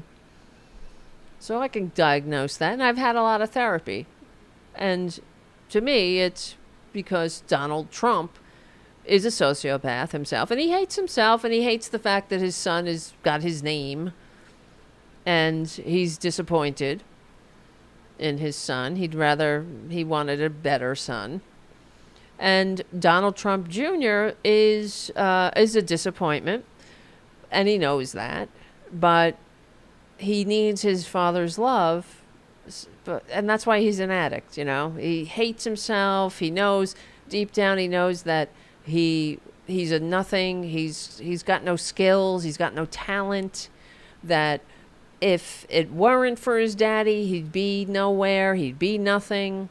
He'd never, get a legitimate job. Who the fuck knows what he would be doing? He'd be a bartender. He wrote about, in fact, in Michael Cohen's book, he wrote about that Donald Trump Jr. was a bartender at one point when he was in college. And he said something like that was the first time I ever saw him happy, because he was just being a bartender, talking to people, doing bar things. Except his father hates him. And he knows that he hates his father's, but he still, because it's a primal thing, he still wants his love. And so he's a very sick person, and he likes to kill beautiful animals. That's part of the sickness. But he's also an addict. He's an active addict. And you could tell it. I mean, you saw it at the RNC. You have this massive role, right? You have this, you gotta really get up there in front of the country and not embarrass yourself or your father, and you can't not get up there high. That says you got a problem. You got a drug problem. You can't not drink or do coke for that day. And it was clear he was fucking high. Everybody saw it. And then there's clips of him. He's loaded. There's no doubt. On his podcast, like, Joe Biden. So, but the thing is, he could never go to his father and say, Dad, I have a drug problem. I need to go to rehab. I need help. Because his father would immediately disown him. His father doesn't give a shit. He would rather have a dead son than a son in rehab. Unlike Joe Biden, who loves his son, who's not a sociopath, and didn't turn his back on his son when in the grips of his addiction. And Joe Biden, to his credit, never missed the opportunity to praise his son, no matter what. He would say, I love my son. I'm proud of him. I'm proud of his recovery. And this is how evil the Republicans are, you know? This Hunter Biden, they attack anybody. No one's off limits to these ghouls. But you notice how no one says things about Barron Trump, even though he's in his 20s now, right? That same courtesy was never extended to the Obama kids or the Clinton's kid, right? Never. These pigs, these demons. Rush Limbaugh calling Chelsea Clinton the White House dog, right? The fucking demon that he is. Then Trader Trump gives him the Medal of Freedom. Scum. Always just denigrating everything that's decent. But as you notice, no one goes after Barron. Like, ooh, look at, I don't know. There's a lot of things you could work with there. Little robot boy, sociopath, right? He looks a little like, not that, whatever. I haven't really workshopped it. Not that I want to. But, no, Democrats don't do things like that. We're too busy trying to make sure that they have living wages. The maggots have living wages, roofs over their heads, that they have the help they need in decent working conditions, that they could see a doctor, their community health centers are funded, Then there come the filthy fascists, screaming and crying and pouring in their poison. Oh, genders! They hate! Oh, stay violent! Yeah, the people that want to make sure you get a day off, a vacation, the freedom to see a doctor. We're so violent. Proving again that Republicans are the enemies of the people. I hate to say it. Legally and peacefully. Oh, tone down the rhetoric. Yeah, okay. I'm not, nothing inflammatory about a description.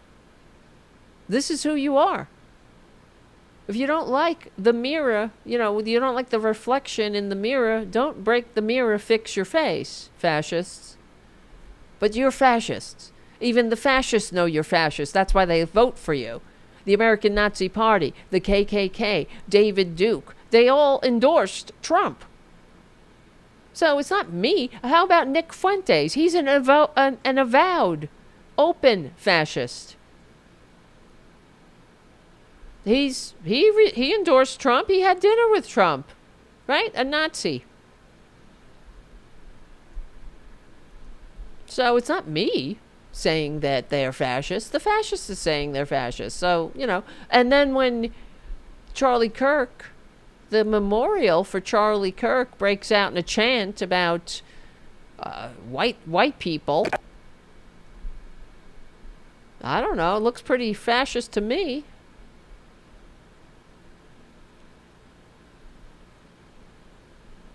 Fight back! White man, fight back! White man, fight back! White man, fight back! White man, fight back! White man, fight back! White man, fight back! White man, fight back! White men, fight back! White men, fight back! Well, the guy who shot Charlie Kirk was a white man and a Trumpanzee.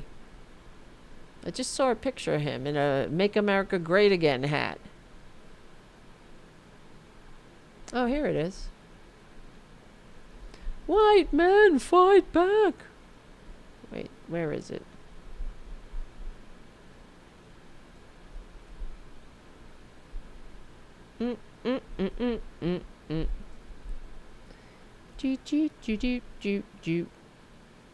Hold on a second.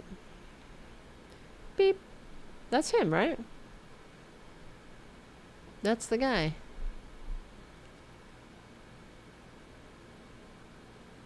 Huh. Yeah. That's it. The governor, all terribly disappointed. The shooter is a straight, white, Christian man from Utah with strong Republican ties. But that won't stop them. That will not stop them.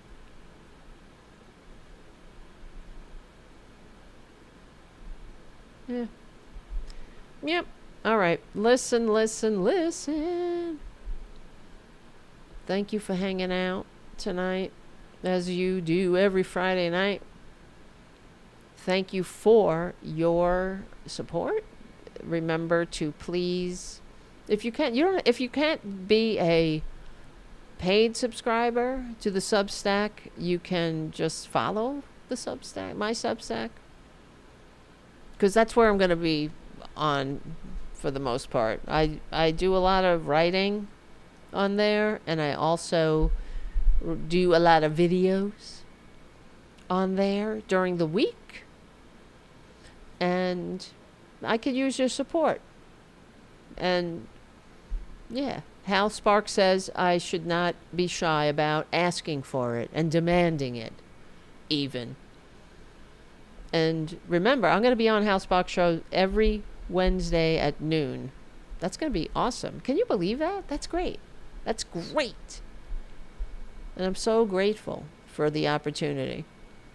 And I'm grateful for the Tara Show and my Tara Show partner, Tara Devlin. So make sure you're following her too, because she puts a lot of work into getting good guests for the show. I mean, she got fucking Senator Ron Wyden on the show. Come on. That's pretty good. That's pretty good for a little show like ours, you know? And E. Jean Carroll, right? John Fugelsang. And Malcolm Nance. He's coming back on the show. We have a few great guests coming up soon. They're all great guests. They're all great guests. But don't worry. I mean, we're in a shitty time right now. This too shall pass. But in the meantime, we have to stick together. And I hope, I just hope. Actually, well, I love Hal because he is very optimistic too. And last time when I was on the show, we were talking about, I said something like, I hope I live to see the day to see him, to see this pass, to see it.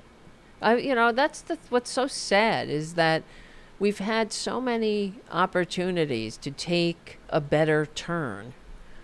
From Bush v. Gore to Clinton, Hillary Clinton and Kamala Harris to, all of these opportunities we had to actually make America great, to be a nation of e pluribus unum, a modern nation that well, whatever. That is a shining city on a hill, you know? What the hell? And we fucked it up.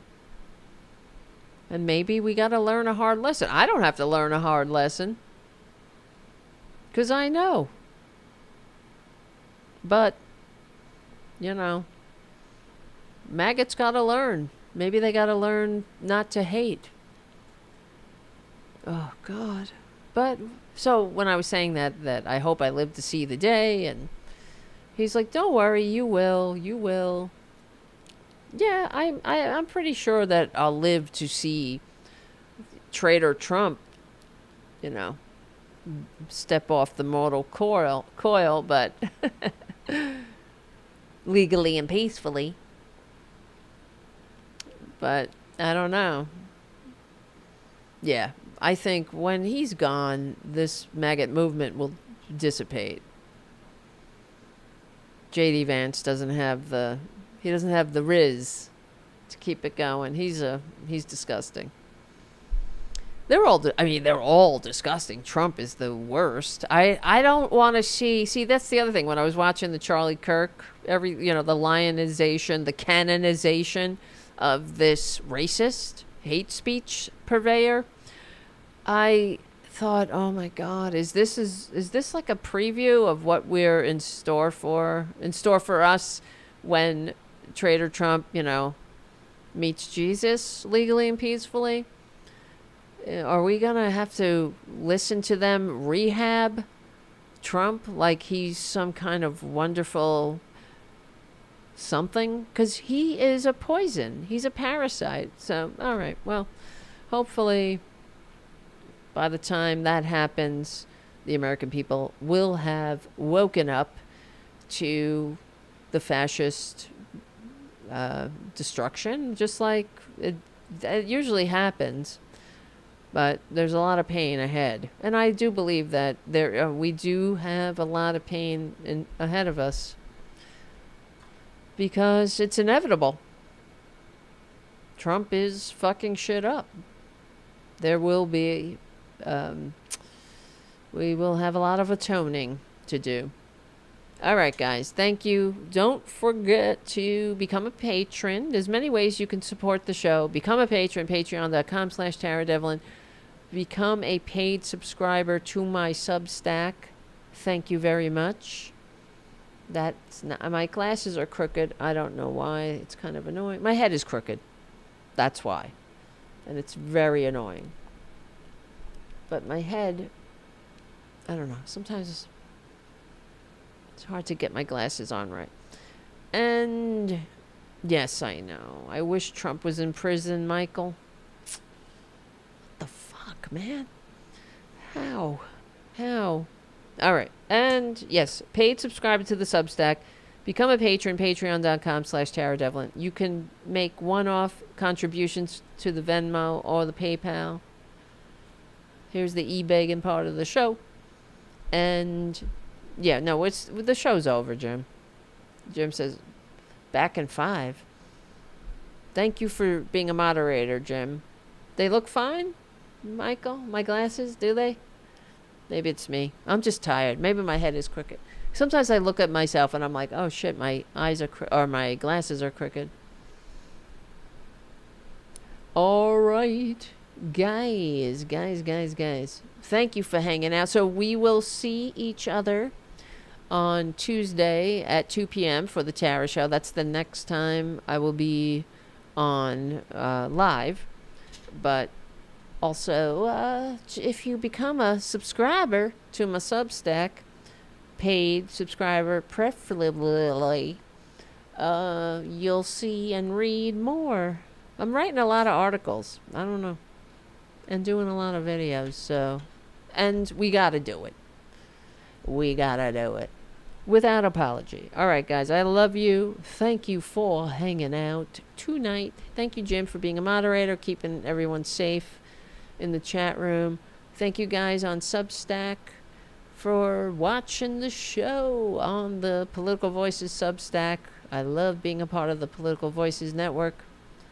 It's great. And I hope you are supporting it. And I know you are, because you're there. But you guys on YouTube should support it too. All right.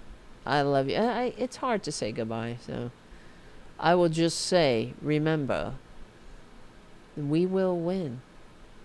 When you're feeling down and you're feeling lost, remember, this too shall pass. We're on the right side of history, and we will win. We will win. But we have a lot of work to do. We really do. But we will win. I always think about when the Nazis were in power, 12 long years. How many times did the people think, will this end? Will we ever win? Well, we will win. But there will be a lot of pain in the meantime, so we have to take care of each other. And remember, we're on the right side of history. We're on the right side of decency, dignity, democracy, humanity. We stick together. We win. Thank you guys for hanging out. My name is Tara Devlin. Thank you, Charlie from APS Radio News. I will see you I'll see you live on Tuesday on the Tara Show. See you soon.